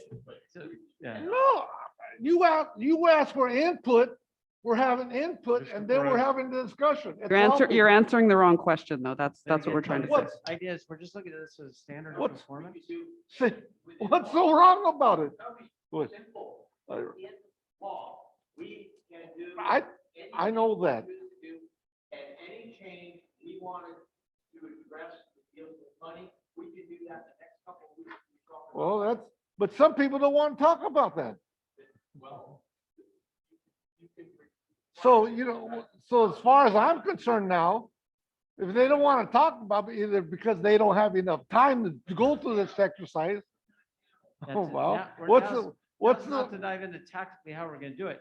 Now so we're what's, just saying, is this why a are we here standard? doing this exercise then? This, Because we can't take action on something like that.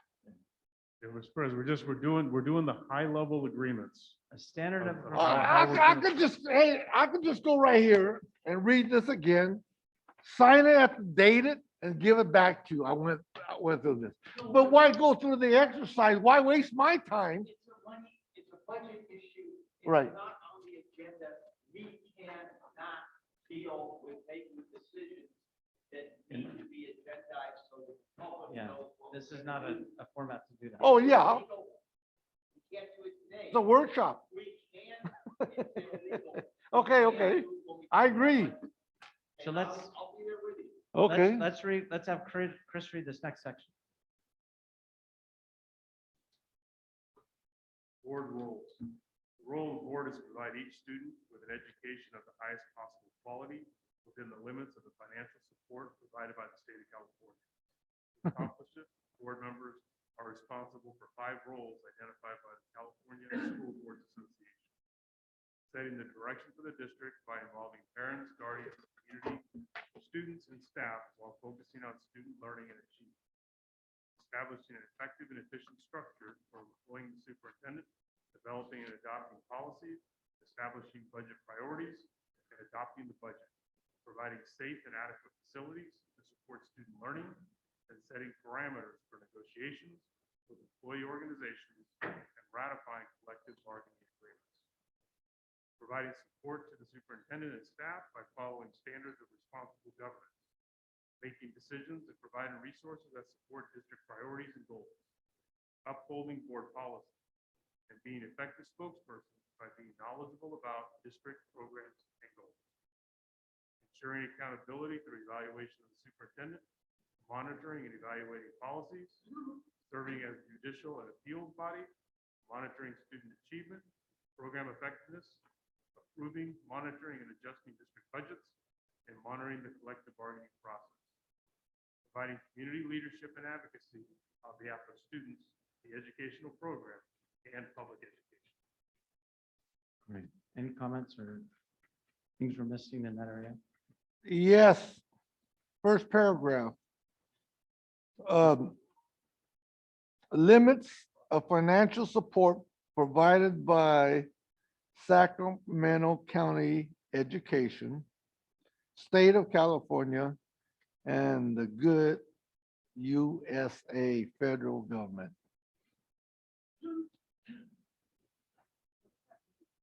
That we receive funds from the federal government. Title I, but you say supported by, you're leaving out the federal government funding level, and you're leaving out the County of Sacramento Educational Unit, who authorizes what we spend and how we spend it, but LCFF. I mean, They only approve our budget, but if you would feel better that if it said state and federal funding, that's doable. That makes Yeah. sense. I made the note of federal funding. yeah. That makes sense, Tony. Yep, thank you. A good input. Okay, so on the next pages, what I'm gonna do is, I'm gonna just put you in twos. So we'll start with, Chris and Tony, you get page 4. Switch, and I'll explain the instructions just a minute. You have page 4. And then Sean and Gina, you have page 5. And then Nancy and, well, let's see, Nancy, we'll have you come down here and be with Carmine. You guys have page 6. And then Beth and Crystal, you guys have page 7. And Beth and Crystal, since you're a power team, you have another half page. Yeah, they get 8 as well. So here's the idea in your time together. What I want you to do is I want you to read through the page together.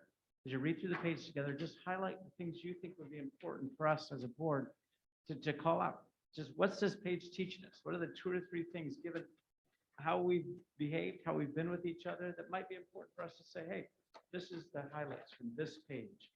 And so as you go through it together. Does that make sense? Yeah. And then we'll report those out and we'll get some feedback on them. All right, time is yours. You guys, we'll give you about 10 to 12 minutes. I'll kind of monitor how well you're doing on it. Just go through it, read it together and highlight.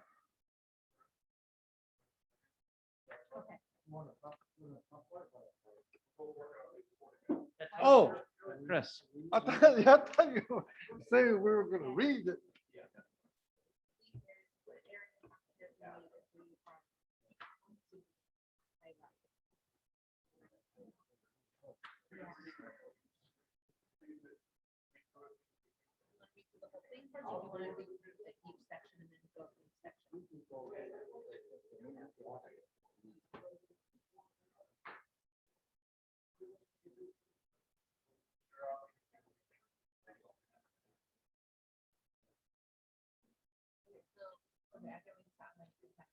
The board members recognize the concept of maximum. I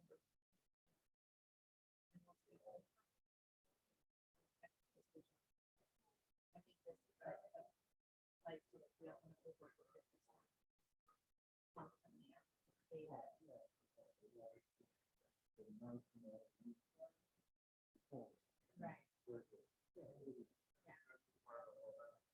I don't know.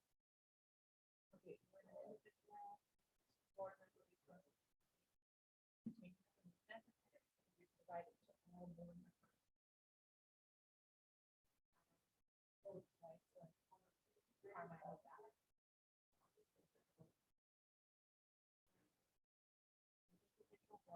Will, and so far as possible, work so that the department and staff know request for information will be made to the public, which staff can be prepared to provide a copy. I think that that's important because we involve the public. I think that's important. I don't know if that's been a problem or not, but I think that that's interferes with the public if we're not.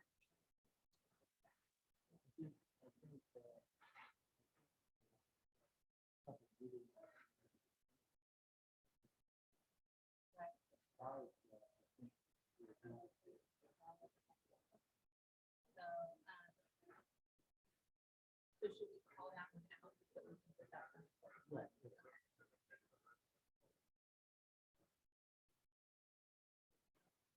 And then the board members will monitor, ensure one person's request for information at the first an appropriate amount of time from staff at work.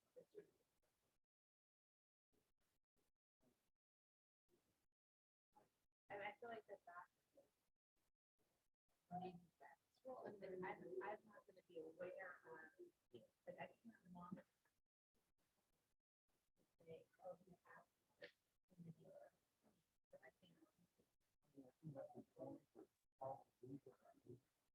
Yeah. So that's the question. So we could put how, yeah. Because we don't. Okay, so our staff report. Board members will review staff presentations and call the superintendent back in advance. So I know that that's always something you and I both do because we're so new. So every time there's a report, I go through it ahead of time because I want to make sure that I have questions prepared. And then I ask all of my questions to Chris. Oh, you don't need to ask this or that. That's kind of common sense.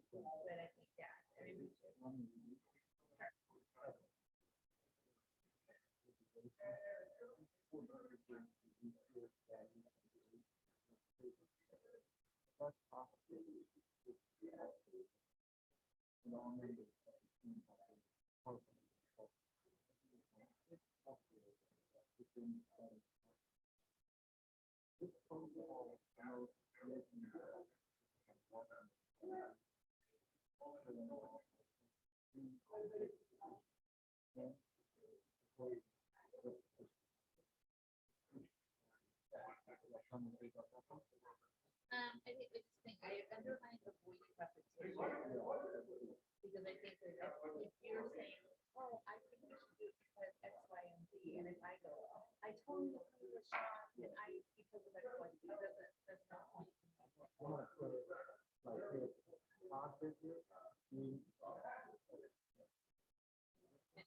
And then maybe it. Yeah. That's all well. Before President introduced how made comments and how delivery. I'm going to describe when subject made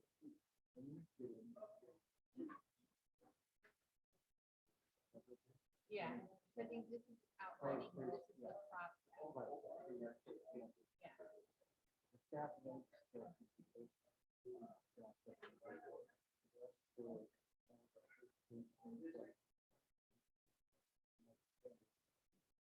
the board president will ask team members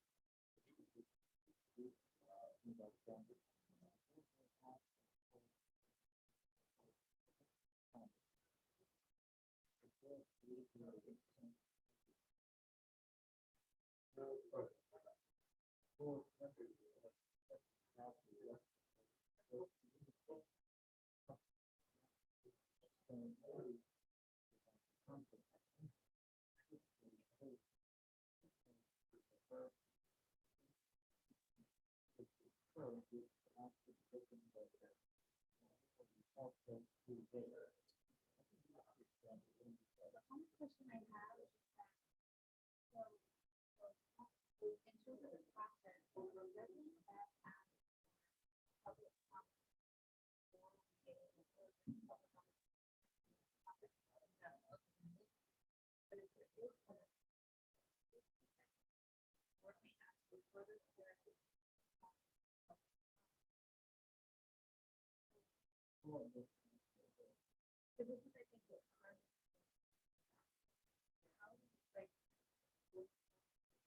like, I just don't know, what is that? What is the role, like in our public?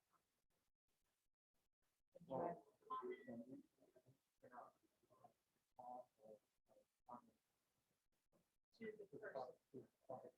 Right, okay, so they didn't comment, oh, okay, so that's. Okay. We can ask them for those clarifications.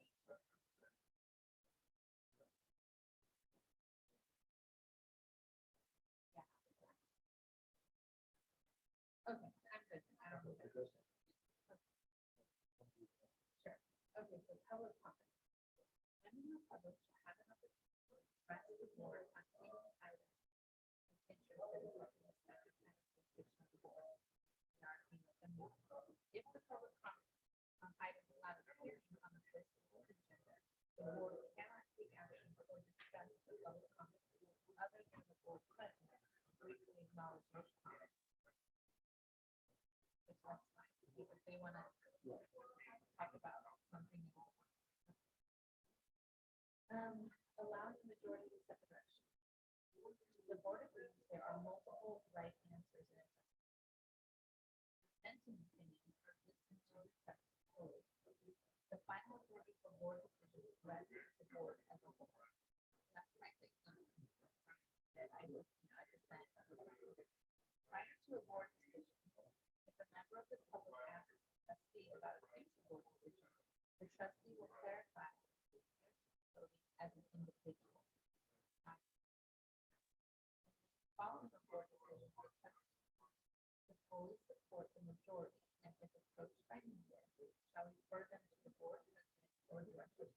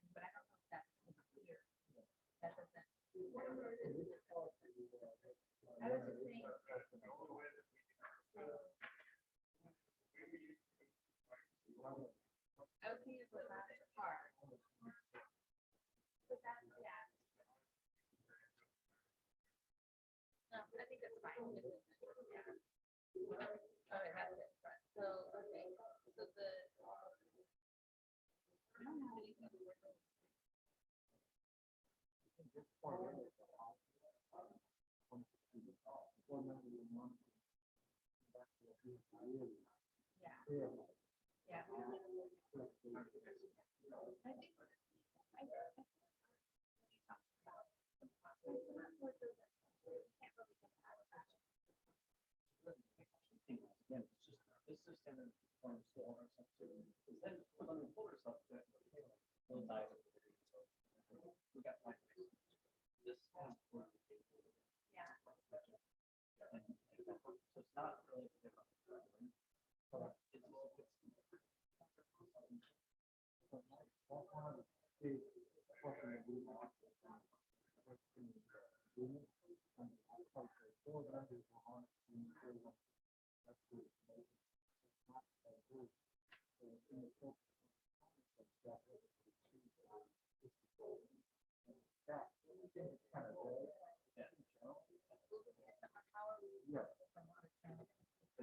But that's a perfect thing. Yeah. I mean, narrow that language down. That's great. That's the kind of thing that's one of the ones. Good.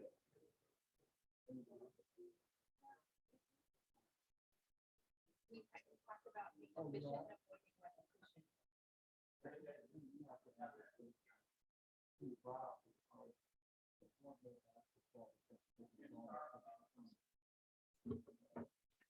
Crystal and Beth have finished.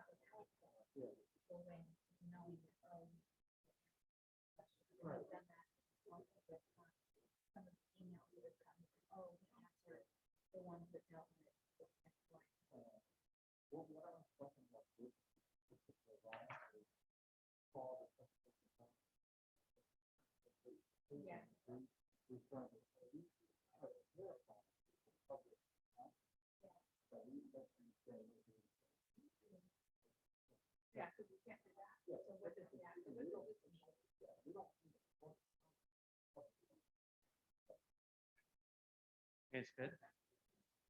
Okay, what we're gonna do. Sean and Gina are done. You what?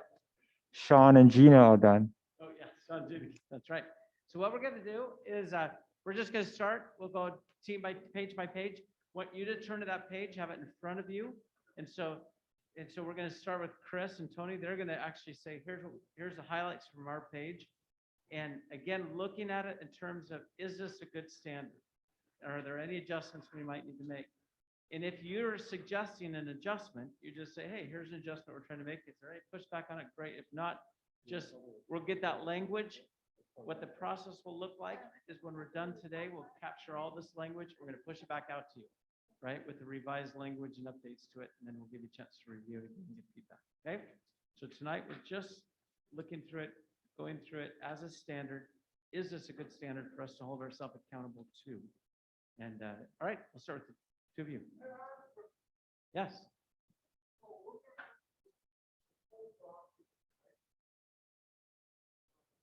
Not a detail that you just went through.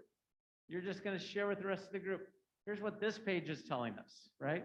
when it comes to our board behavior and protocols, here's 2 suggestions that we would give to that. That's all you're gonna do.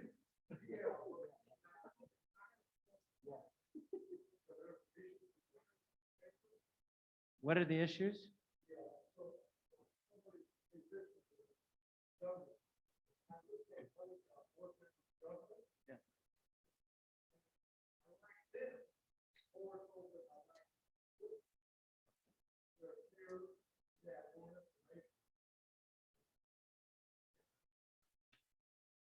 Yeah, if you want to get copies of those, and give them to us, that'd be great. Yeah.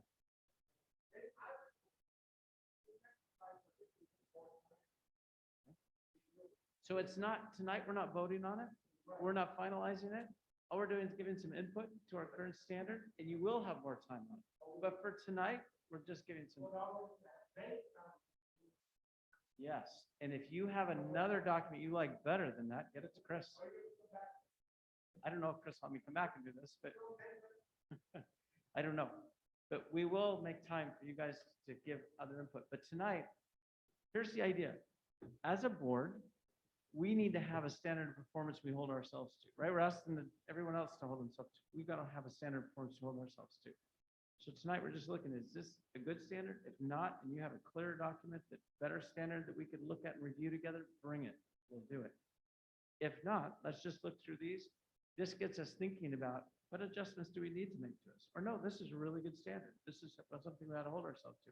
It's not a discussion about whether we're doing it or not. It's just, is this a good standard, right? That'll come with our evaluation and how we do it. Okay, 2 of you. So I'll share a bit and then I'll let you build on wherever you want to build off of. So we started with the organizational meeting. The organizational meeting information is basically the law, which is not anything significant to change. The 15-day period is built around when the election gets certified. So that's why that language is written.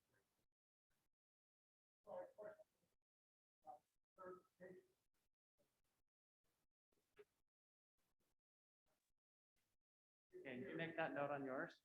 Yeah, and capture all your notes. By the way, I'm not gonna be able to write these fast enough given our time, so just capture your notes. Any of these notes you want to capture in the document, maybe put a circle around them after you present them. The initial first 2 parts of new board members, we're good. Mr. Perez spoke to making sure we were very clear about the training for new board members. Brown Act, he suggested also encourage the Masters of Governance. Yeah, great.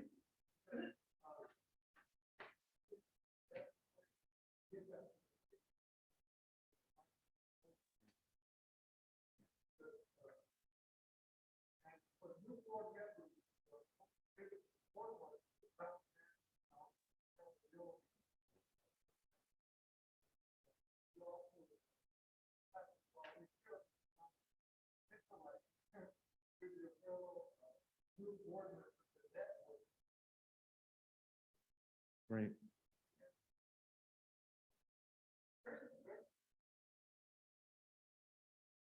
Requesting the item on the agenda, we had a meeting at an appropriate time. Want to make sure we clarify that was other items on the floor, since that was the process that we've been using. So we wanted to make this decision on the agenda. Going down to the last is the agenda questions answered before the meeting. We have been doing a single posting recently, where we previously did the 2 posting piece, which last year has just been. I think we do need to have a conversation and see where the board is with regards to the process that we had in the past with posting twice. It will be a bit of a challenge with the new CSBA tool. They're going to tell us that that was not even possible because no one else does it that way. We think we have forced them to make the adjustment for us. So I would like to have a conversation with the board with regards to the preference to the double posting like we've done previously, or the single posting that we've been doing. Great. So circle that one.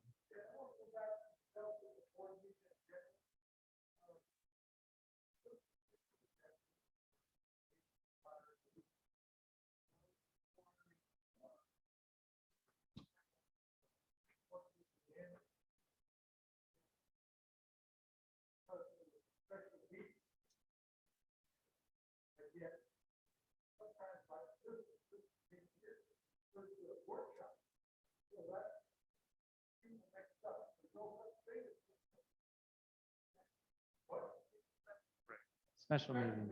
I called it a workshop. Yeah. Yeah, that's my bad. I'm the one that put that up there. That wasn't it.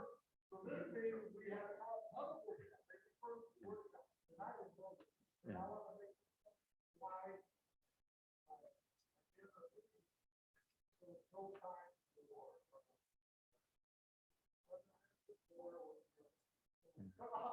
Yeah.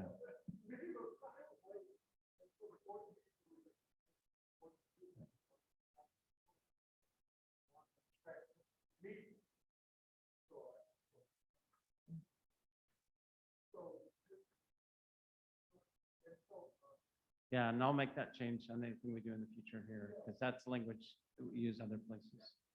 Great.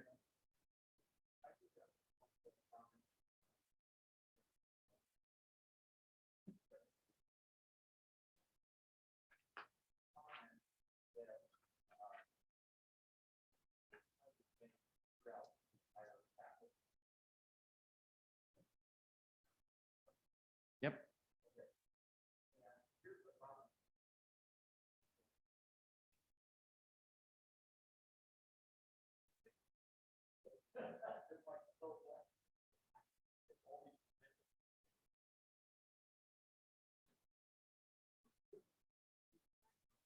Yeah.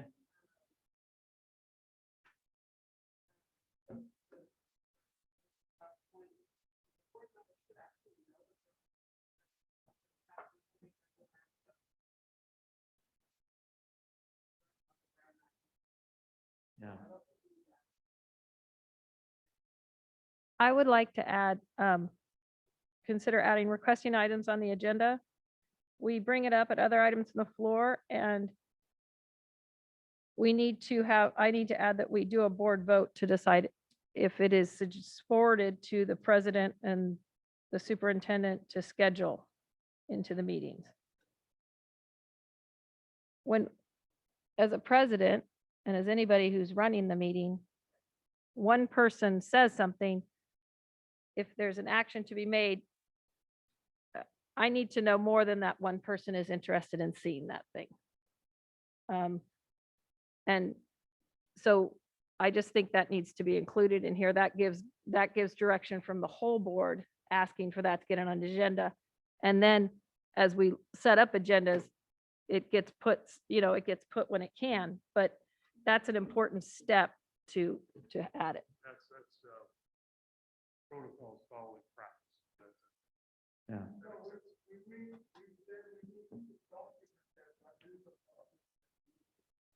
Yeah. So I just was asking for it to get added to that point because it's not in the writing.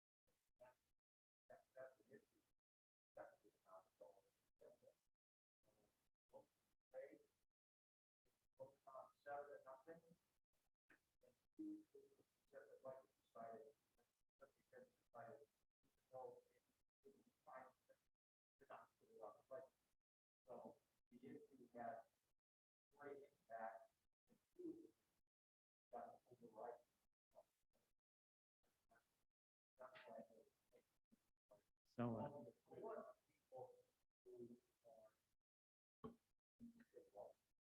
the circumstances surrounding that issue changed after the vote.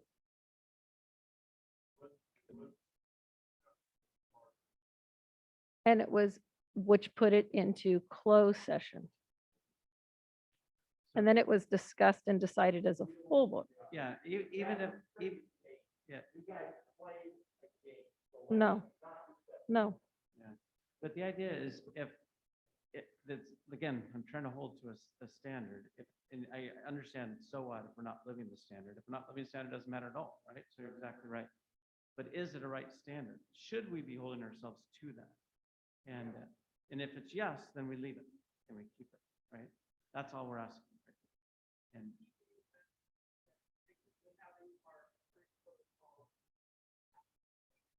yes, so that changed. Any others from your end?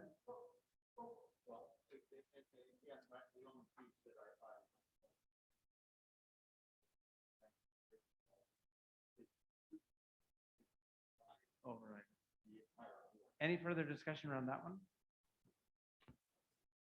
Yeah, I think that's, we need to either talk about or revisit that. I think that's, something that doesn't seem right as well.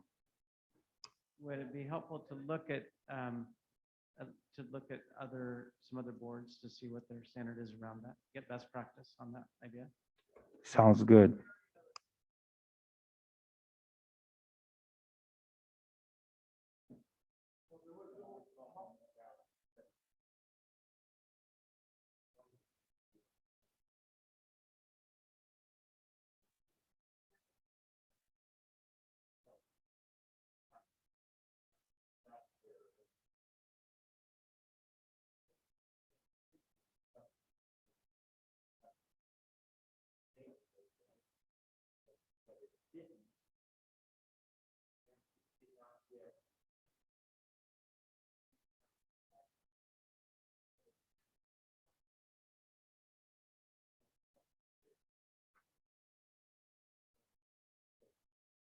So the point's well made. We need to look at best practice around what can be override on the agenda. So that's great.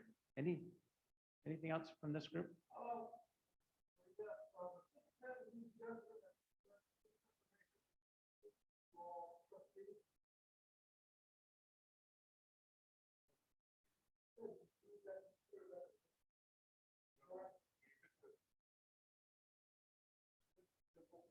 That just for one person has a question, I may just answer for that individual, but the vast majority of time you see, I send the response out that says, hey, board member asked X question, that I make sure everybody gets that information. Yeah. So that way. That is a good point.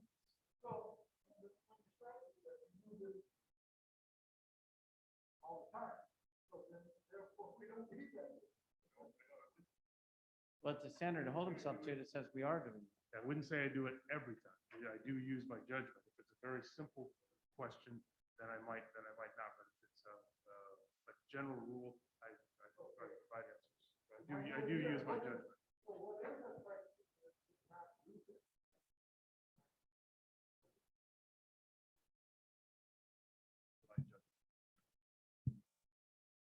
So are you suggesting to change the language or to cross it out?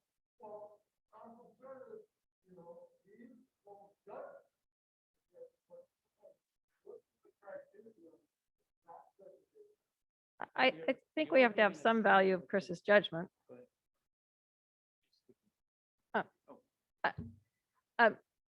I think there needs to be some trust and value in his judgment. I think answering a question like, what is this? This is a program that was decided on by the site. There's no reason to send an email out that I had a question on a contract list that something was decided on a site.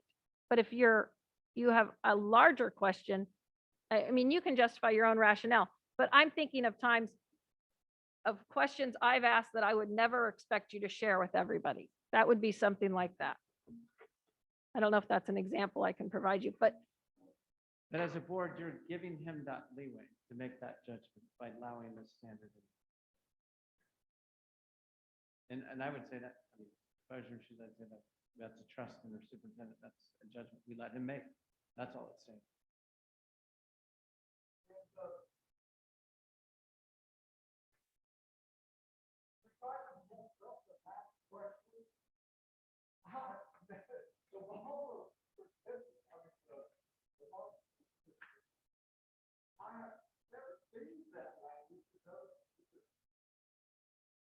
But every school district, board protocol I've read, has been unique to their district. Yeah, there's some standard ones you can print off and push around, but usually it's built around, and you revisit that once a year and adjust it based on your superintendent and where things are at. So it doesn't necessarily have to be exactly the same language. You can certainly look at best practice. Yeah, I'm hoping this is unique to your district. It should be. I've never seen a set of protocols where there wasn't a process that the board members would give the notice to the superintendent if they had a question or they were going to ask questions to staff, just so we can make sure we have the information. We want the question asked, but know ahead of time, to make sure we're prepared with the information. So I don't know, or I have to get back to you. So efficiency, we get the question asked and answered all the same.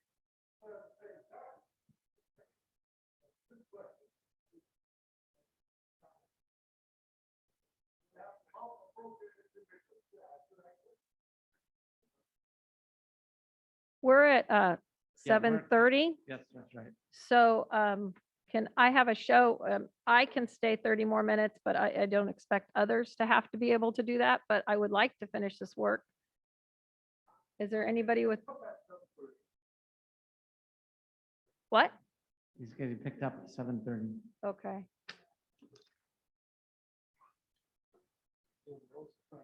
I think finishing and catching up with, is everyone able to stay probably 30 more minutes?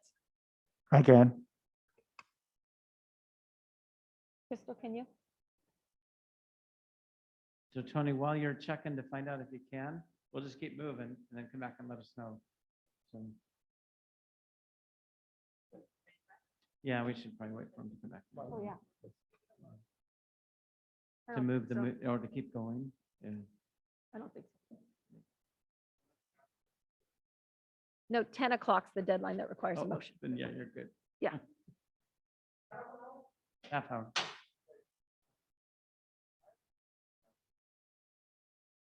On the last one of this group.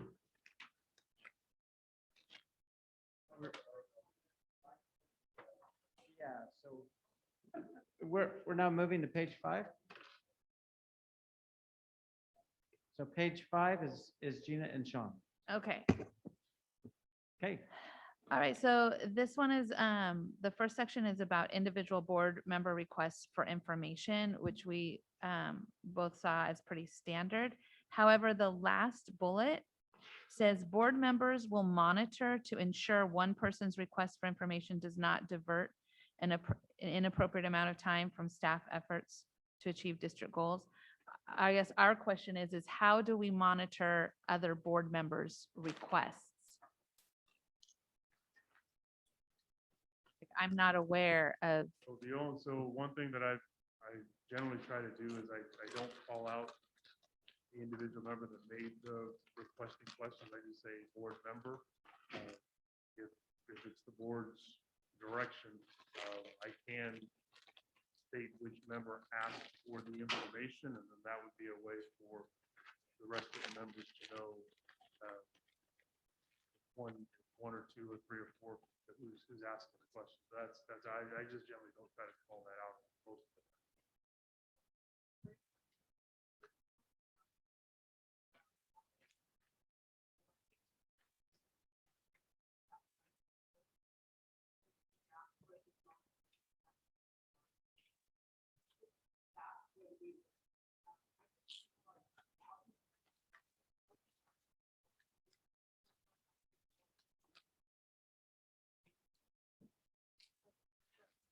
so for instance, like in the board meeting, the request. Okay, Will you make a note in your packet you're going to give us? Just Mhm. well, language around that Mhm. one? okay, that makes sense. Okay, great. In the second section. I Hold think- on here. Oh. Is that a staff report? Are you on a staff report? Oh, for a second. Oh, yeah, we just finished the first section. Under staff reports, we didn't see any issue with that. Okay, I want to go back to the first one. A lot of times we get reports in a PDF file and by district, and I requested to have the data set in Excel format so I could go through that and sort it and prioritize it or by the and rated highs and lows. And it wasn't given to me. So what is the criteria and why wasn't I given that? The explanation wasn't good enough for me. So we, At a time where you've asked me for a piece of information that you didn't get. what? We try to provide every piece of information that's requested. We do have to be cognizant of data sources that are provided that can be manipulated or changed. Mhm. So a lot of times when they go out in a, especially in a public format, they are in a static state, and that's why we use the PDF. Number one, the PDF, as far as being able to attach them to the agenda online, is a much easier document to work with.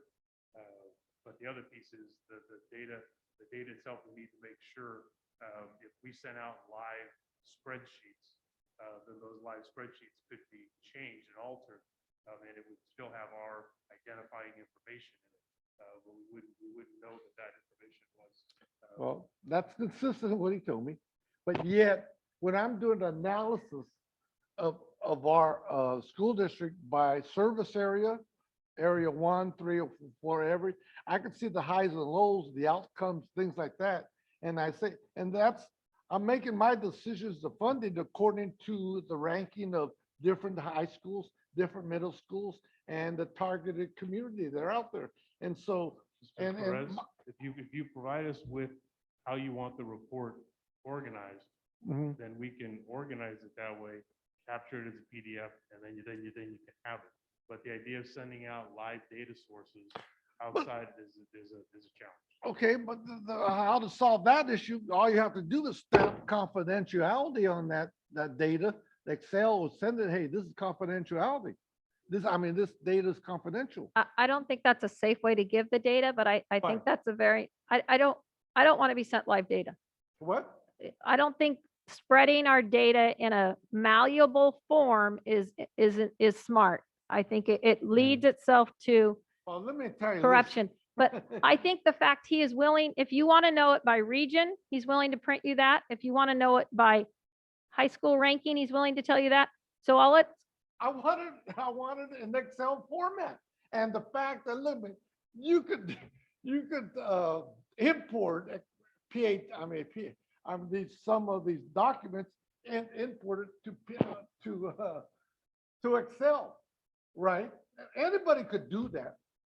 but it's not going to have the identifying So- marks that it came from here. Yeah, so look, this is an issue that we could look to best practice as well on this one, if you want to, as well. But I think for now, it's saying that if you request information, your point you're trying to make is if I'm requesting information, I want to get that information. So your superintendent is saying, if I want it in this format or I want to analyze it this way, I'm going to need it. And they're. But what the bottom line, if we're board members and we have confidentiality within the data and what we talk about, what's the problem? You think that I'm gonna go out there and manipulate the data on behalf of my region? I'm not gonna do that. That's what it is. I mean, I don't we'll think look at you best will, but I practice don't then. think you set a standard that allows who sits in your chair next. It's a standard that is a continuing Oh, thing. It's a standard of accessibility to data, and so you could make a good informed decision on a policy or So what prioritize what you're funding. requesting is the language on that one is to be and provided to all board members in the format they request. No, And so we'll check best practice on that. You're Oh, just okay. making that request. okay, we prioritize some projects and we analyze the data sets according to the need. So a lot of times we get surveys, we get information. It's by the schools and you cannot distinguish the highs and lows So I of that understand data. reason. Yeah. I understand the it's- reason. And so I want to see how, District A, B, or C is different from, and I know for a fact that depends on the socioeconomics of that community, those test scores are lower than higher income communities and And he's- districts. So so I understand their. Okay, and the facts are there, and then we make decisions. Then I can make an argument, well, why are we spending this money over here where there's no problem? Mhm. Okay, let's keep So- going. So the next section that we saw, it was under board deliberation, and being that both of us are new, we saw this seemed to be standard, but we did have a question on bullet number 4, where it says the board may ask for further clarification following public comments. And so that's where, for us, just kind of clarification, are you saying that we can ask clarifications about the public comments, because that's not allowed? So what is this referring to?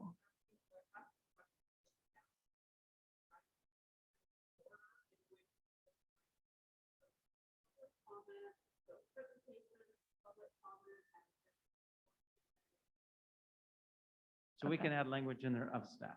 Okay, perfect.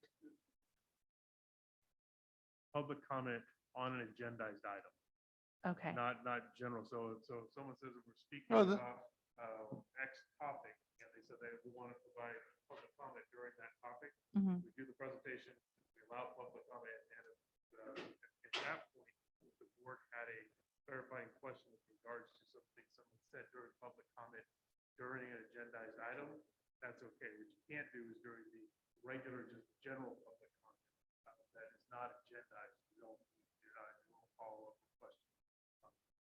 So then let's clarify that in this. That's what we said. We'll Okay. clarify that.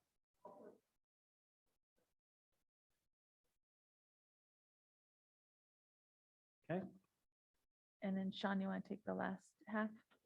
Yeah, before I go to the last part, I want to comment on the board deliberation on the paragraph on the top, where it talks about welcoming all viewpoints and exploring all options. But the two key word there is be efficient and avoid repetition. And we thought that being efficient is positive, and avoiding repetition that's a negative. So I think, each of us as the trustees has to be very careful of repeating ourselves and taking time from others. So that's, we just want to highlight that. And on the last part of the category of, Avoiding repetition. yeah, So if I agree with Carmen uh-huh, and I say, yeah, I agree and I repeated what he said. Yeah. Is that repetition? well, I think that's could be kind of subjective. But what I think that this paragraph really try to get to is not overdoing it. So, and I think what that is, it could be subjective, right? I mean, it depends what you talk about, and yeah, subjective. so it's hard to say, no, that's not the right way to do, or that's fine. So your example, I think it's fine. Just to maybe speak to it a bit, is oftentimes the 4th, 5th, or 6th board member, that's speaking on a report, will often say, I agree with many of the points that have been spoken to, so I'm not going to go back and read my entire list of comments, because Rosina hit a point, Salviani hit a point, Ms. Jamerson hit one of the important points. So I'm not going to go back and explain it, but I do have 2 things that haven't been mentioned yet that I want to add to the conversation. Well, yeah. That's the way, if we do that, instead of everybody repeating the same thing over and over again, we just tick mark that we agree with another comment, which will help us be efficient. I see what you're saying. So in other words, you say, hey, I agree with such and such board member Mhm, on item 1, and such board member, item 3, mhm. And then I have something to add in addition Right. to that. But there's 2 other issues, okay. I see Right, that. yeah, And then that allows for us to. But, okay, but if if I was repeating Mr. Carmen's statement and I added something else Right. to that particular issue, Mhm. that's not repetitive, right? Right. Okay. Okay.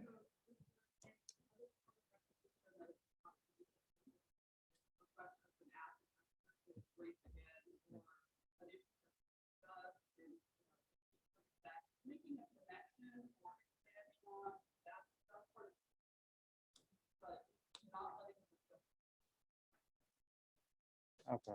That's a good example as well. And the last category that I have a question on is allowing the majority of allowing the majority to set the direction.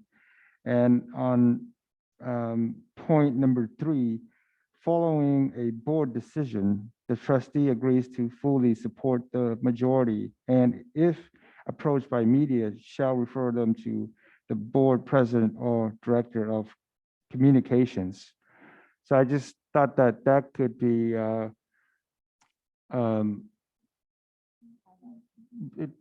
kind of like it tells, well, I put a red flag on that and then a question mark because what happened to freedom of speech if they just ask you a question? I mean, the fact that, let's just say, if I would already vote to support, a cause, can I talk about it? If I'm not allowed to talk about it, I mean, I feel like I'm being silenced. And I just think that that's a concern. Yeah, I don't know if it, I mean, when I read it, I didn't look at it from that vantage point. Yeah. When I read it from the vantage point, it's just saying, I can only represent me. I can't represent the collective.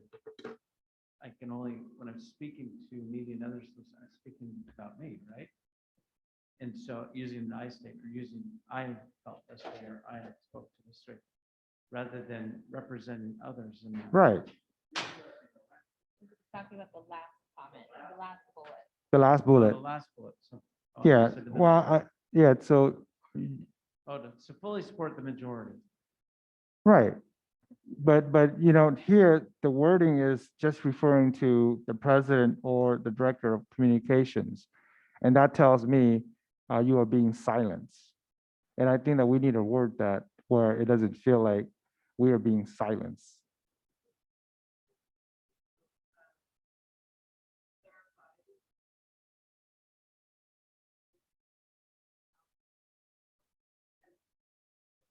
As a whole. And I get what you're saying. So I think that we might want to visit and maybe reword it so I that made it's, a note on language. yeah, so that it's clear, I thought because you I might- think it's not clear.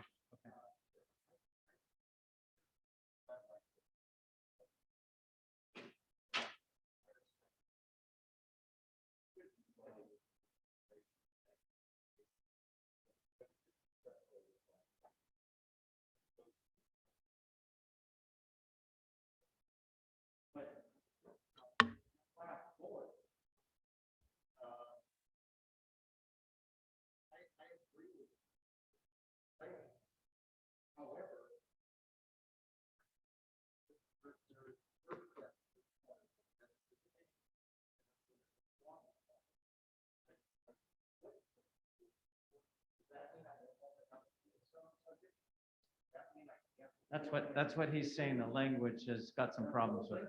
Yeah, the language's got to be fixed. Yeah, I agree. That's a good point. It's a really good point. Okay, guys, let's move on to page 6. Good job. Thank you for your Thank work. you. That's great feedback. 6.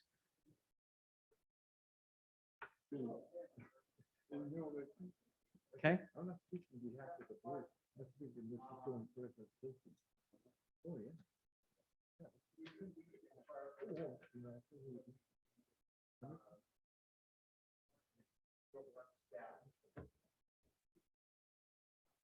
Okay.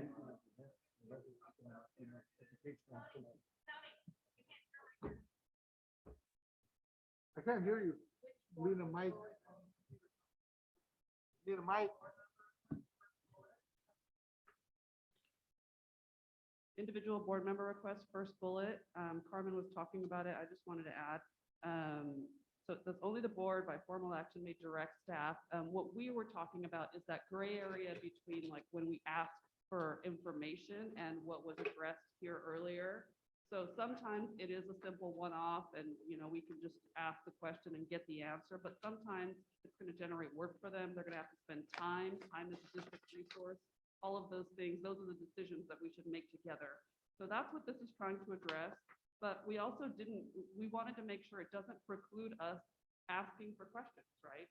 I mean, asking for information. So maybe to reword that, try to specify that there's a scale there or whatever.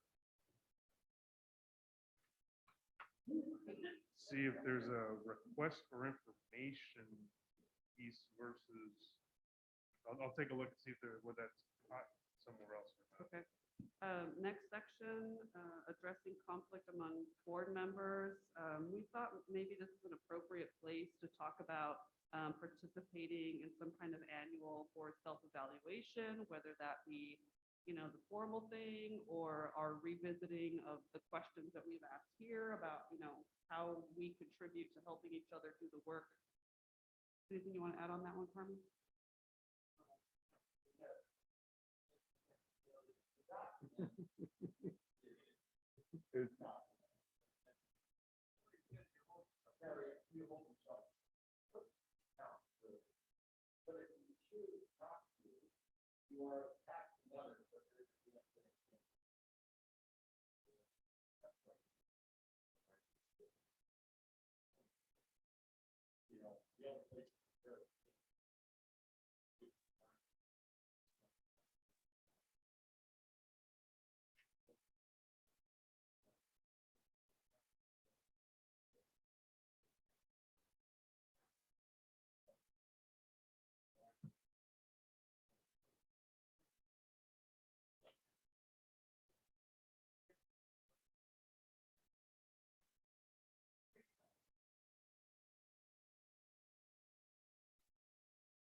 So bottom section, handling concerns from the community.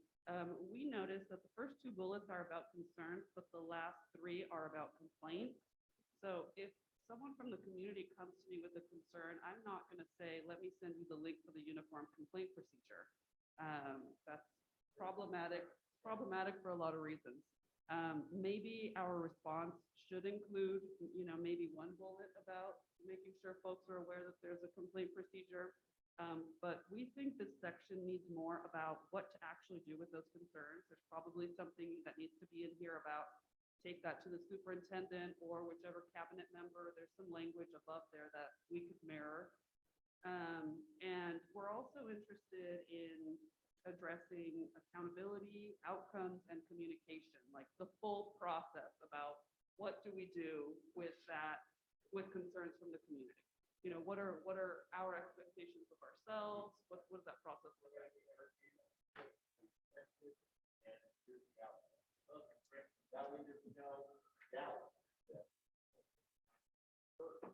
You guys have draft language? Do you have draft language? Of course not, but we can work on that. I also would like to include in this part, due to the crisis we've been in this year, we have received an extraordinary amount of emails and I don't know, I answer them all that I receive. And Sean and I were talking one day and Sean doesn't have a way to know that I answered an email. So how do we stay within Brown Act while sharing that it was answered and there's something to, if it's coming from your area, in the past, we've done, if it comes from your area, you answer it, CC the superintendent so he knows what's going on and it's handled like that. And then he knows that it got answered. So there needs to be some sort of work in the future on how you guys know that how people know it's getting answered and what's being said to unify the message. While avoiding reply alls, which turn into potential Brown Act. Yeah, what that, violations. so how do other boards do that? That's something worth looking into, and it's never been more prevalent, and it's because of the timing of this, but I think it's a good practice to figure out because Sean, I mean, I've been asked, how do I know you answered it? And I didn't get one answered. I had to change my process to make sure I am answering them, but I am doing it right now. But eventually, just as I think a lot of control's been at the district and we're pushing it all back out to sites because we're not in panic mode and we're not in changing health codes every week and all that stuff. We want to push back out you corresponding with your people and stuff. So how can we do that best? Well, I want to piggyback on what Beth just said, and thank you, Beth, for that comment and remembering it. It means a lot to me because as a new board, seeing all these emails coming in and not seeing any response, I feel like we and myself are ignoring my constituents, the people that vote me into this seat to work for them. And we just ignoring them. And it was like confusing and kind of very disappointing. And I'm glad that I had that talk with Beth, and I'm glad that you remember and bring it up to this discussion. Thank you. On electronic communications, did you, are you referring to email, letters, correspondence to our Elk Grove Unified School District.net emails only? Right. Oh, so call then that, right, exactly. So is when somebody calls you on your personal phone, that's under the scrutiny, right? So how come we have an address on the phone issue?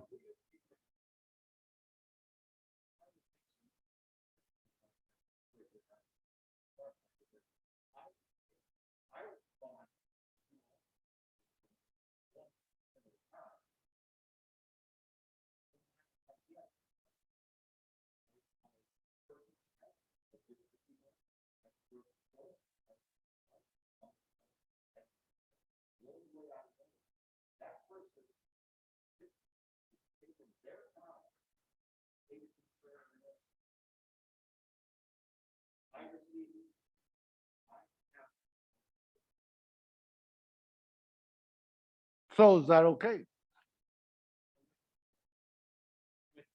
Any board, yeah, and it's gray, it's always gonna be gray, of course, but any board, just as was brought up, anything that's related to district business, right? It still sits underneath the Brown, still sits underneath. So let's look at what other language other people have used around that to hold to it. And I love that you're responsible. I love, and I love the concern that, look, we're not getting back to people. We want to get back to people. We just need to find the right way to do it, have the right language in there. So I love the discussion, but let's figure out how we work that. Okay, So, let's go so to- that needs to be addressed in our What? governance. That, what, right? And so that's almost a whole day's work. Guys, Crystal's going first. So some of the highlights we pointed out on page 7 was the first one, making sure we're clarifying our authority as one of the 7 members of the board, I think, which goes back to the earlier discussions on we're not representing the entire board. And then again, setting an example of professionalism is important because the public's always looking to us in our interactions, just being mindful of that. you And- set the tone. Yes, and then also regarding the school site visits, one things we talked about was just being mindful, like when we do go back to that transition, if we're gonna be doing a visit, giving like, the heads up that we may be attending a certain school site to the administration, because that's very critical versus just popping in. Sometimes you don't know, especially right now with the COVID situation as well. You just want to make sure there's capacity for you to observe and that sometimes you may be interrupting the learning environment. So try to do that as, observing as quietly as you can. And then one of the big items we talked about is the self-governance, the self-evaluation regarding the governance, when will that occur? Next year? Are we going to revisit that and take a look at our own evaluation during that time? That was one of the questions that came out. And usually boards tie it to the superintendent evaluation. You do them at the same time. And so, but yes, that's great. Okay, individual comments at meetings and during business. I think the biggest thing out of here is, when we get to the end of the day, we don't comment out on who we visited or events. It just turns into a list or a competition. I mean, part of your job is to go to schools and go to events. And so we don't usually, routine school visits and routine events aren't things that we usually bring up. This does say, in respect of audience and staff time, board member comments may be limited to 5 minutes. We've never done that since I've been here, but I think it's here as a, I don't know why this word's come up to my mind 90 times today, a touchstone of you, anything you've got past that probably needs to get talked about before the meeting or after the meeting. And except we've had extraordinary times which have led to extraordinary conversations that have been longer.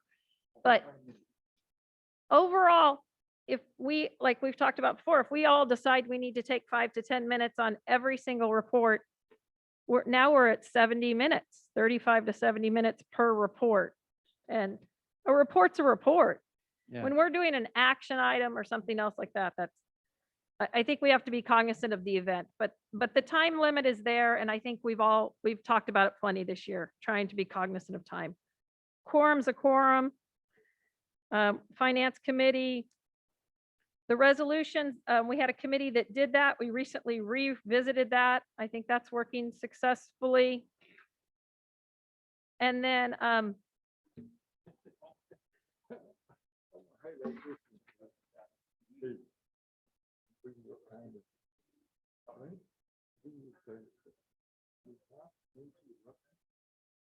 this isn't the new process for resolutions that we have?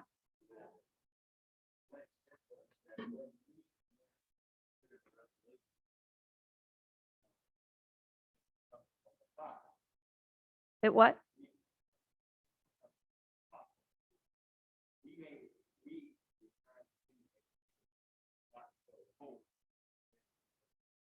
Uh-huh.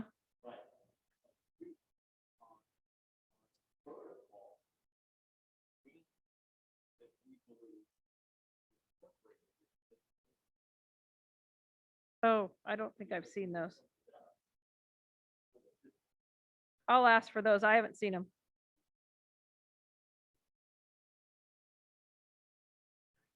Oh, it might have been in an email she sent me, condensing what you guys talked about, but I didn't catch on that was a piece to go in there. That's different. I'll look at it. And then, legislation stuff. But we have organizations that lobby for us, CSBA, people like that. We do Day at the Capitol. It's kind of fun. CSBA, you go walk the Capitol and meet with legislators. And then I think in the past, if we needed, we put a committee together to look at something. Great. I don't know if anybody had any suggestions or comments to that, but that's what Crystal and I came up when we I'd went like to through be it. appointed to the legislative committee. Okay, So super helpful feedback. What I want to, yes.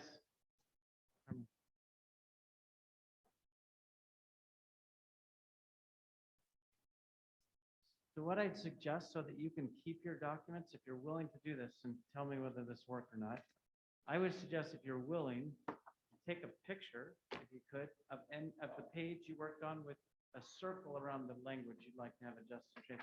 So that you can keep your document, your notes with you, and send that to Chris. So if you worked on page 6, you take a picture of page 6 with your comments and notes, send it to Chris. That way you can keep your document, take it back with you, remember the notes from tonight, so that we can take that input and come back to you with a document that's updated with some of the input that we received this evening. I'm fine with that. Or if you want to give me your packet, with your name on it, we'll make photocopies of it and we'll put your original back in your Friday packet. That's another on option. Friday, so. Would you guys whichever one prefer works that for you. option or a picture? You want to just give him your copy? He'll make a photocopy and give it back to you? Okay. So give him yours, write your name on it, the page, put your name on it with the page you worked on, and then he's going to photocopy it, put it back in your box so you get your original back. That's what we'll do.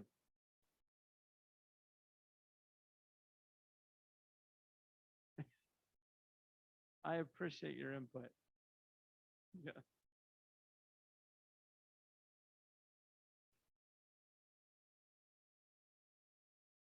Thanks, Tony.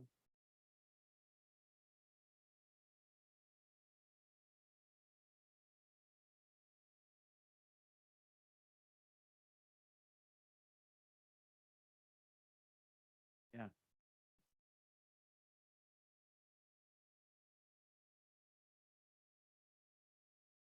That's why we build it into it. Yes, exactly. Yes, exactly. Yep. You're right. And that's on there. That's why we're doing this. So, okay, everyone, thank you so, so much. I know that Okay, was a lot. I but need good to work. Thank you. adjourn the meeting at 8:07 by a roll call vote. Mr. Perez. Aye. Oh, I'm sorry. No, I need a motion to adjourn the meeting at 8:07. First by Dr. Crystal Alir, seconded by Mr. Perez. All, yay or nay, Mr. Perez? Doctor? Mr. Fortuna? Mr. Yang? Ms. Jamerson? Ms. Charis Espinoza? Aye. And I myself. Thank you. Thank you very much, Mr. Merchant.